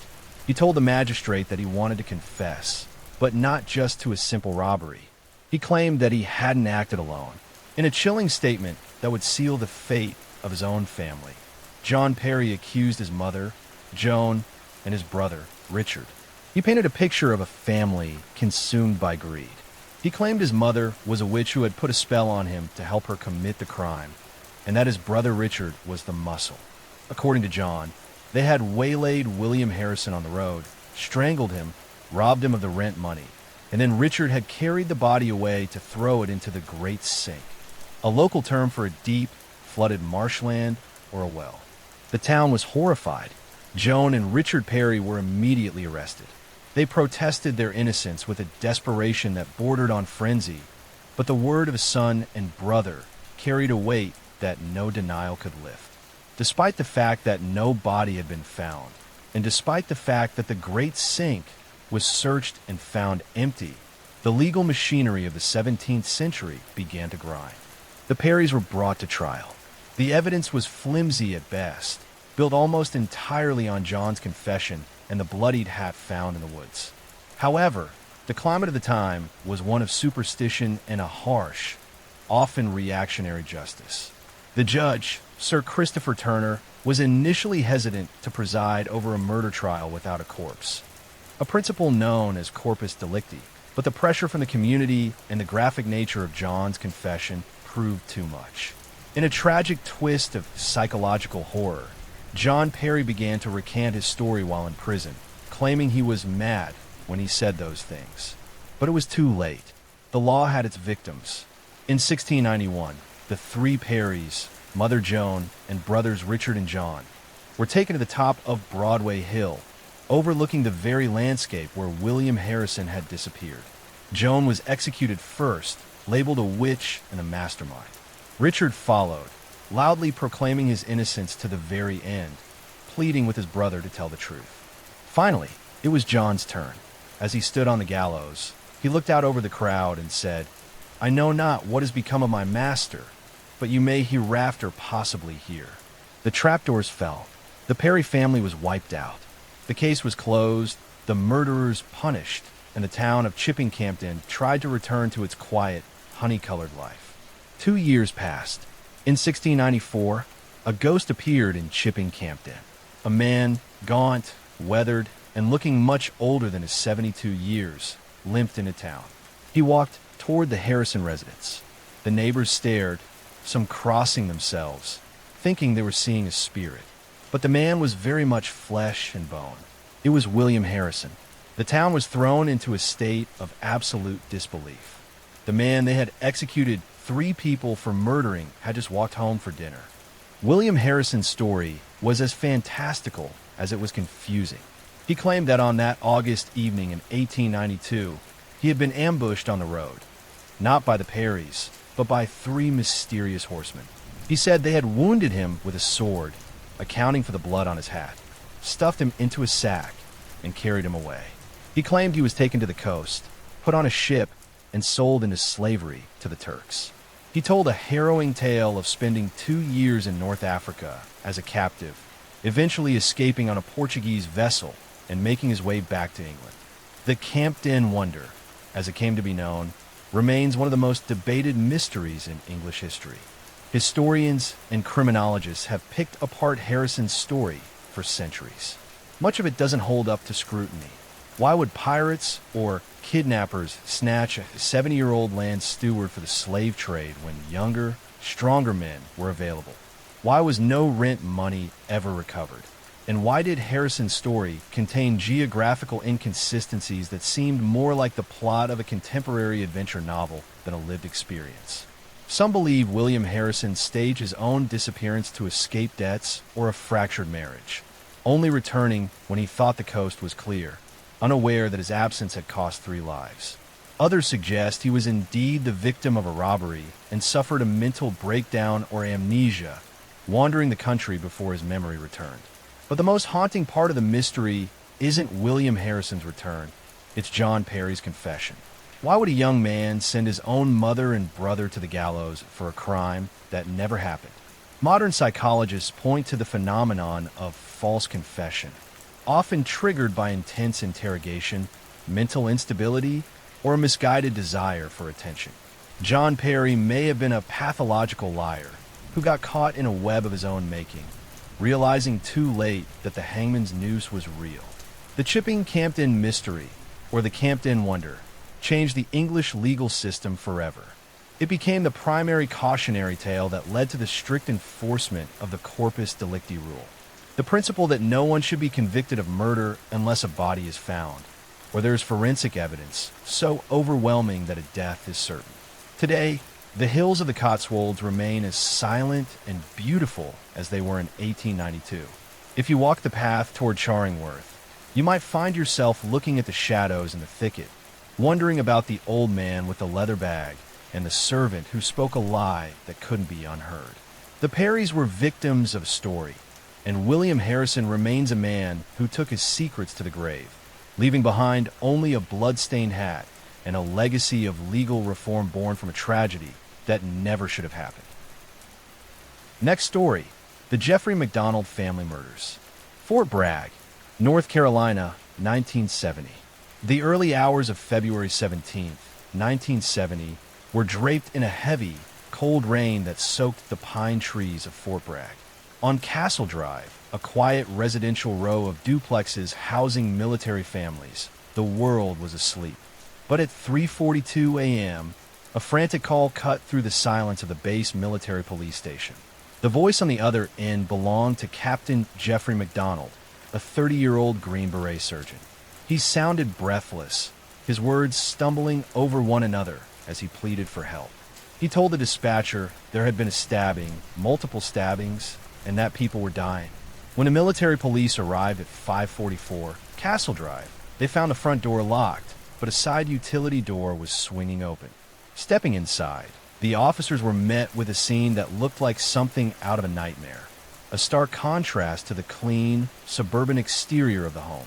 In the master bedroom, Colette McDonald, 26 years old and 4 months pregnant, lay on the floor. The violence visited upon her was catastrophic. Nearby, her husband Jeffrey was slumped beside her, alive but wounded, his head resting against her chest. As the MPs moved through the house, the horror only deepened.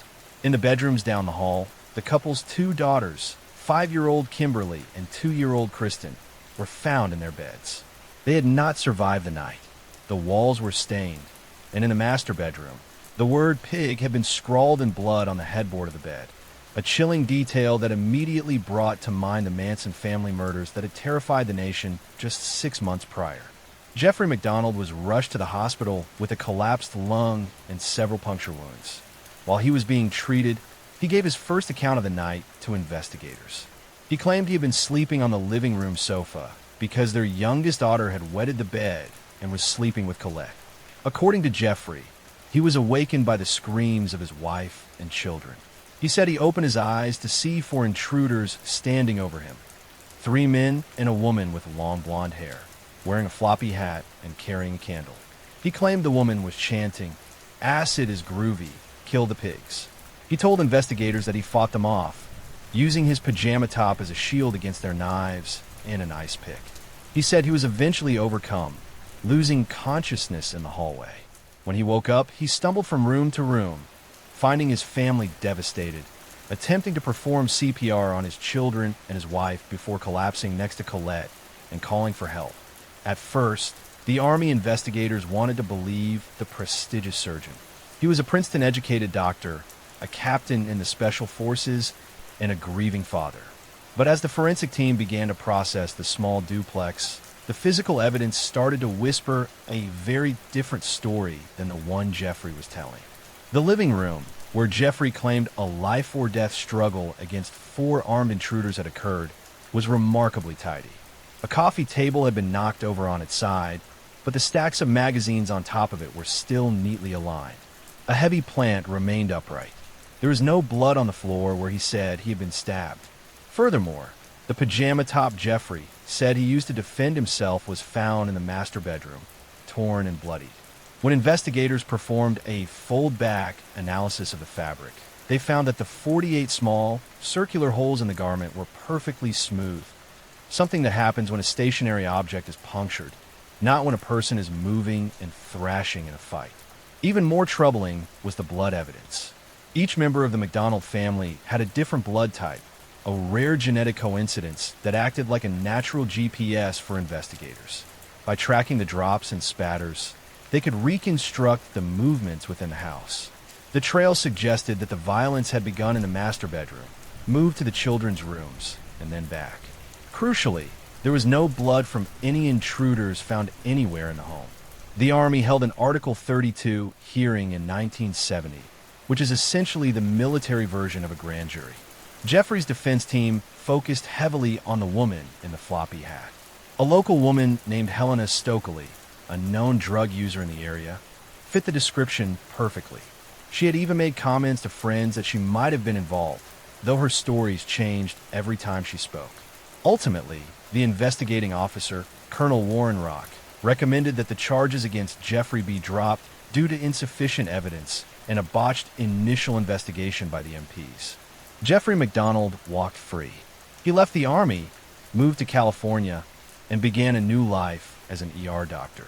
He became a minor celebrity, appearing on talk shows like The Dick Cavett Show, where he complained about the Army's handling of the case.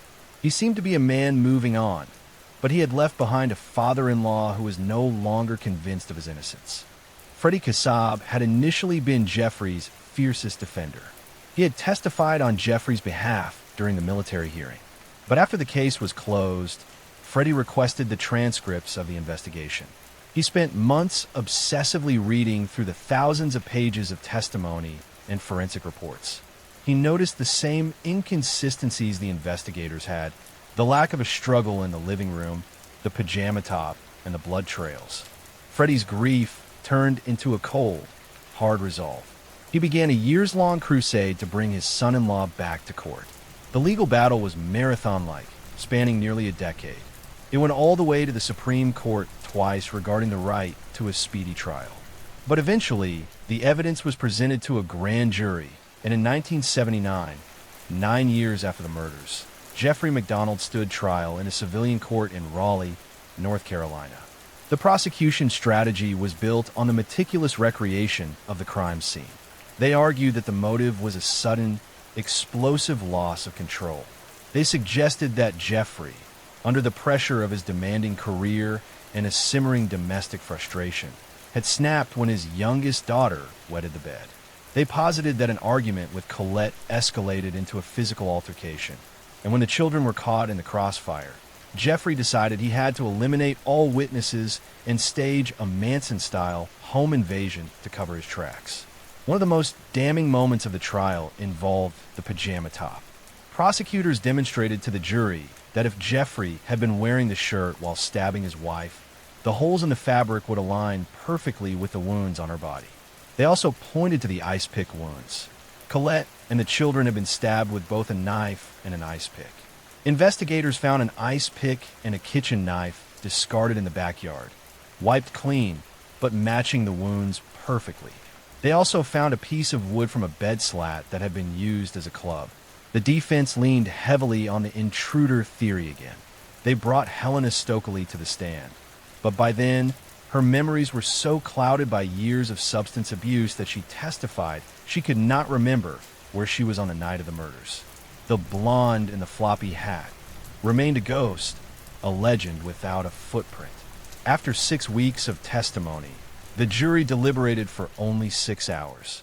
They found Jeffrey McDonald guilty of 1 count of first-degree murder in the death of Kristen and 2 counts of second-degree murder in the deaths of Colette and Kimberly. The golden boy, the Green Beret doctor, was led away in handcuffs. However, the story did not end with the verdict. While the trial was ongoing, Jeffrey had invited author Joe McGinnis to write a book about the case, believing it would prove his innocence. He gave McGinnis unfettered access to his legal team and his personal thoughts. But as McGinnis looked at the evidence, he became convinced that Jeffrey was a sociopath. When the book, Fatal Vision, was published in 1983, it was a searing indictment of McDonald. Jeffrey later sued McGinnis for fraud, claiming the author had pretended to believe in his innocence just to get the story, leading to a famous legal settlement and a deep debate about the ethics of journalism. For the next 4 decades, Jeffrey McDonald has remained in prison, maintaining his innocence from behind bars. His legal team has filed numerous appeals, often focusing on newly discovered evidence. In the early 2000s, DNA testing was performed on hairs found at the crime scene. While the defense hoped this would point to the intruders, the results were inconclusive. Some hairs matched Jeffrey, and others did not match anyone in the family, but were not linked to any known suspects like Helena Stokely. In 2012, a blue ribbon hearing was held to consider new evidence, including the testimony of a former U.S. Marshal who claimed a prosecutor had intimidated Helena Stokely into not confessing. Again, the courts were not moved. They ruled that the evidence against McDonald remained overwhelming and that the new revelations did not change the fundamental facts of the forensic trail inside the house. The case of the McDonald family remains one of the most debated in American history. To some, Jeffrey is a victim of a narrow-minded investigation that ignored the very real presence of a cult-like group in Fayetteville. They see the blonde in the floppy hat as the one who got away, a tragic failure of justice. To others, the evidence is a mathematical certainty. They see a man who thought he was smarter than everyone else, a man who believed he could stage a crime scene using the headlines of the day as a blueprint. They see the blood trails that don't lie, the pajama top that tells a story of a calculated attack, and the silence of a house that saw no intruders. Today, Jeffrey McDonald is in his 80s, still incarcerated, still fighting. The duplex on Castle Drive has long since been renovated, and the rain still falls on Fort Bragg, but the echoes of that February night refuse to fade. It is a story of a family lost and a man who has spent more of his life in a cell than he ever did in the world. He tried to convince everyone was invaded by monsters. Next story, the Robison family murders. Good Heart, Michigan, 1968. The northern tip of Michigan's Lower Peninsula is a place defined by its rugged, quiet beauty. In the late 1960s, the small community of Good Heart was the ultimate sanctuary for those looking to escape the sweltering humidity of a Midwestern summer. It was a place of deep woods, rocky shorelines, and a stretch of road known as the Tunnel of Trees, a winding path where the canopy is so thick that the sunlight only reaches the pavement in flickering patches. For Richard Robison, a successful advertising executive from Lathrop Village, a cottage in this secluded paradise was the ultimate symbol of the life he had built for his family. Richard was a man who seemed to have it all. At 42, he was the owner of a thriving firm and a trade publication called Impresario. He was a man of expensive tastes, a lover of fine arts, and a devoted father. That summer, he, his wife Shirley, and their 4 children, Richie, Gary, Randy, and little Susan, packed up their Chrysler New Yorker and headed north to their beloved cabin, Somerset, tucked away on the bluffs of Lake Michigan. They arrived in mid-June, planning to spend the entire season enjoying the water. But as July approached, the vibrant family simply vanished from the social fabric of the lakeside community. For weeks, the only sign of life at the Robison cottage was a piece of cardboard taped to the front door with a handwritten note, "Be back July 10th." To the few neighbors and the local postman, it seemed the family had perhaps taken an impromptu trip or returned to the Detroit area early. However, as the July heat intensified, a disturbing transformation took place. The idyllic scent of pine and lake water was replaced by a cloying, heavy odor that began to drift from the cabin toward the road. On July 22nd, a neighbor, driven by a growing sense of dread and the unbearable smell, decided to investigate. He approached the cabin, noting the windows were all shut tight against the summer air. When he peered through a slit in the curtains, he didn't see a vacation home. He saw a nightmare. State police arrived to find a scene that looked like it had been frozen in a moment of absolute chaos. Because the cabin had been sealed for nearly a month in the peak of summer, the decomposition was advanced, making the initial investigation a grueling task for the officers. Richard Robison lay near the entrance.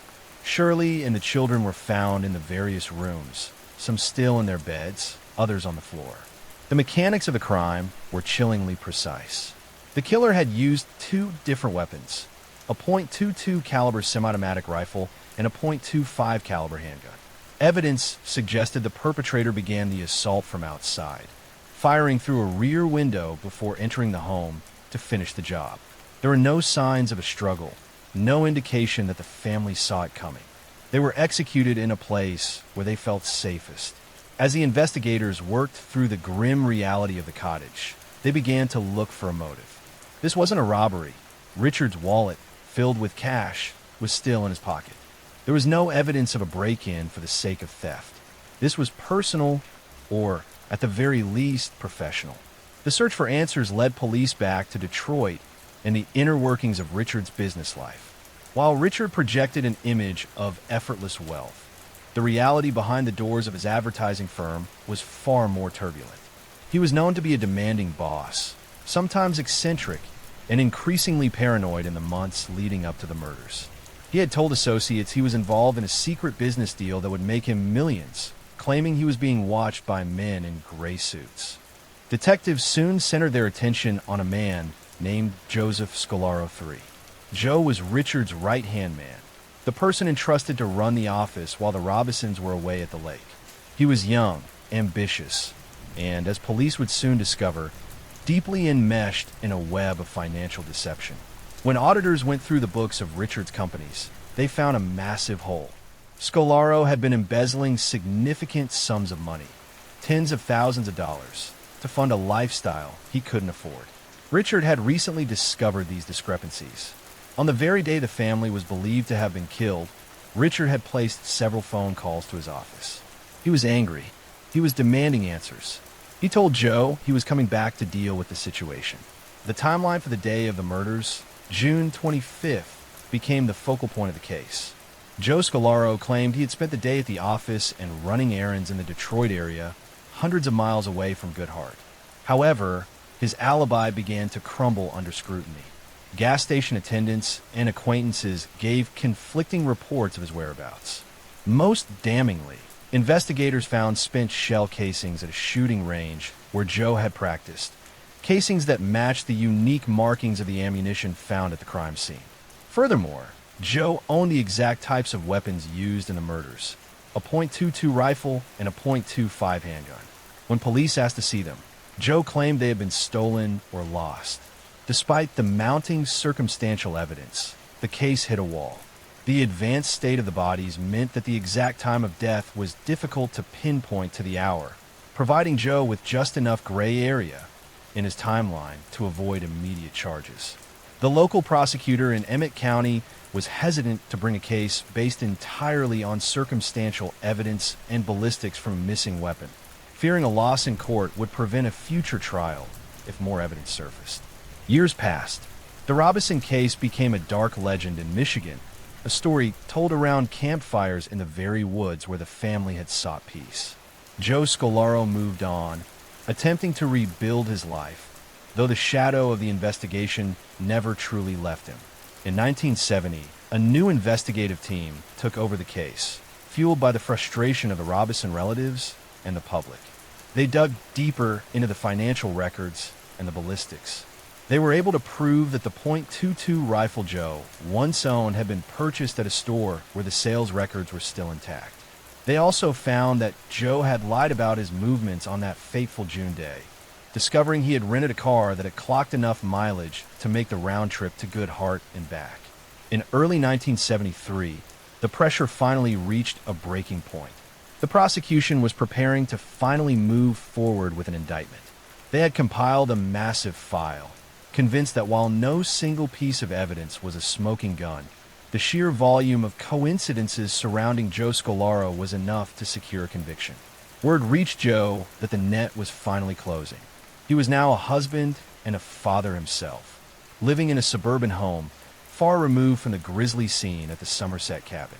On March 8, 1973, Joe Scolaro sat down and wrote a series of notes. One was to his mother, one to his wife, and one to the police. In the note to his mother, he maintained a hauntingly vague stance, neither fully admitting to the murders nor proclaiming the innocence he had shouted for 5 years. He wrote about his failures and the burden he could no longer carry. Then he took his own life. The suicide of the primary suspect left the Robinson case in a state of permanent limbo. While the police declared the case closed, satisfied that they had found their man, the lack of a trial meant that certain questions would never be answered. Was Joe Scolaro working alone? Some theorists suggested that Richard's secret business deals might have involved other players who wanted the family silenced. Others wonder how a single man could have carried out such a calculated, multi-person execution in such a short window of time without anyone hearing a sound or seeing a strange car on the narrow road. The Somerset cabin was eventually torn down. The land was reclaimed by the thick Michigan forest, and the tunnel of trees continued to draw tourists who were unaware of the horror that had unfolded just off the path. The tragedy of the Robinson family remains one of the most haunting chapters in American true crime history. It is a story of a dream turned into a nightmare, a reminder that sometimes the most dangerous person in your life is the one you trust to watch over it while you're away. The quiet woods of Goodhart still hold their secrets, but for the Robinson family, the silence of that summer in 1968 became eternal. Next story. The Starkweather Fugate Spree Killings. Nebraska and Wyoming, 1958. The winter of 1958 in Lincoln, Nebraska, was supposed to be quiet, defined by the biting cold and the predictable rhythms of a Midwestern town. But for 19-year-old Charles Starkweather, the world felt like it was closing in.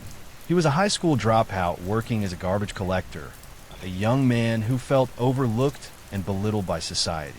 He found his identity in a defiant, rebellious persona, modeling himself after the brooding, cinematic icons of the era.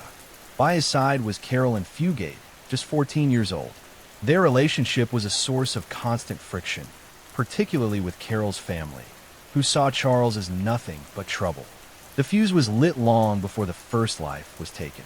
Charles had already committed a robbery homicide a month prior at a gas station, a dark secret he carried while his resentment for Carol's parents reached a boiling point. On January 21st, 1958, that resentment turned into a massacre. Charles arrived at the Fugate home, and after a heated confrontation, he ended the lives of Carol's mother, her stepfather, and her infant half-sister. What followed was a week of pure surrealism. For several days, the couple remained in the house while the bodies lay hidden. They turned away visitors with a handwritten note on the door claiming everyone was sick with the flu. It was a fragile facade, a pause before the storm that was about to break across the plains. When the pair finally fled the home, they left behind a scene of absolute devastation and began a journey that would paralyze the region with fear. They headed toward the small town of Bennett, seeking out an old acquaintance of Charles. When they arrived at the farmhouse of 70-year-old August Meyer, Charles didn't hesitate. He took the life of the man who had once shown him kindness, simply because he was an obstacle in their path. The violence was becoming a language Charles spoke with increasing fluency, and the motive was shifting from personal vendetta to a chaotic desire to keep moving at any cost. The horror in Bennett didn't end at the Meyer farm. As their car became stuck in the mud nearby, two local teenagers, Robert Jensen and Carol King, pulled over to offer help. It was an act of neighborly kindness that resulted in a nightmare. Charles forced them into a nearby storm cellar. Both teenagers were killed in a display of senseless brutality that shocked even the seasoned investigators who would later process the scene. The stolen car became their new vessel, and the death toll was rising faster than the authorities could track. News of the killings began to spread, and a sense of collective panic gripped Nebraska. Families barricaded their doors, and the National Guard was eventually called in to assist in what was becoming one of the largest manhunts in the history of the state. But Charles and Carol weren't hiding in the woods. They were hiding in plain sight. They drove back into Lincoln, entering one of the wealthiest neighborhoods in the city. They targeted the home of C. Lauer Ward, a prominent businessman. Inside the grand residence, they took the lives of Mr. Ward, his wife Clara, and their maid, Lillian Finkel. The juxtaposition of the high society setting and the raw, grimy violence of the intruders heightened the terror of the public. Nowhere felt safe. By now, the pair was driving the Ward's Black Packard, a vehicle that stood out even in the dark. They crossed the border into Wyoming, desperately trying to outrun the net that was tightening around them. Near Douglas, Wyoming, they encountered a traveling salesman named Merle Barbary, who was napping in his car on the side of the road. In another act of cold-blooded opportunism, Charles killed the man to steal his vehicle, hoping a less conspicuous car would help them slip past the roadblocks. However, the luck that had followed Charles Starkweather was finally running out. As he struggled with the unfamiliar parking brake of the new car, a passing motorist stopped to help. Sensing something was wrong, a physical struggle ensued. At that moment, a deputy sheriff happened upon the scene. Realizing the game was up, Carol and Fugate ran toward the officer's car, screaming that Charles was going to kill her. Charles took off in the Packard, leading police on a high-speed chase through the Wyoming desert. Bullets shattered the back window of his car, and a shard of glass cut his ear. The sight of his own blood seemed to break the spell of his perceived invincibility. He pulled over and surrendered. The aftermath of the spree was a whirlwind of legal proceedings and intense media scrutiny. The public was obsessed with the young couple. The bow-legged James Dean, wannabe, and his teenage girlfriend. In the courtroom, their stories diverged. Charles claimed Carol was a willing participant who had many opportunities to leave or signal for help. Carol maintained she was a hostage, terrified for her life and the lives of her family, whom she claimed she believed were still alive for much of the journey. The legal system was swift. Charles Starkweather was sentenced to death and went to the electric chair in 1959, remaining defiant until the end. Carol in Fugate, due to her age, was given a life sentence, though she was eventually paroled decades later, maintaining her innocence regarding the participation in the killings.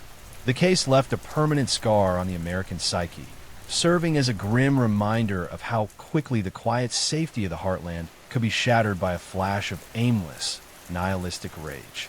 The name Starkweather and Fugate became synonymous with a brand of senseless violence that would inspire countless books and films, forever haunting the lonely highways of the Great Plains.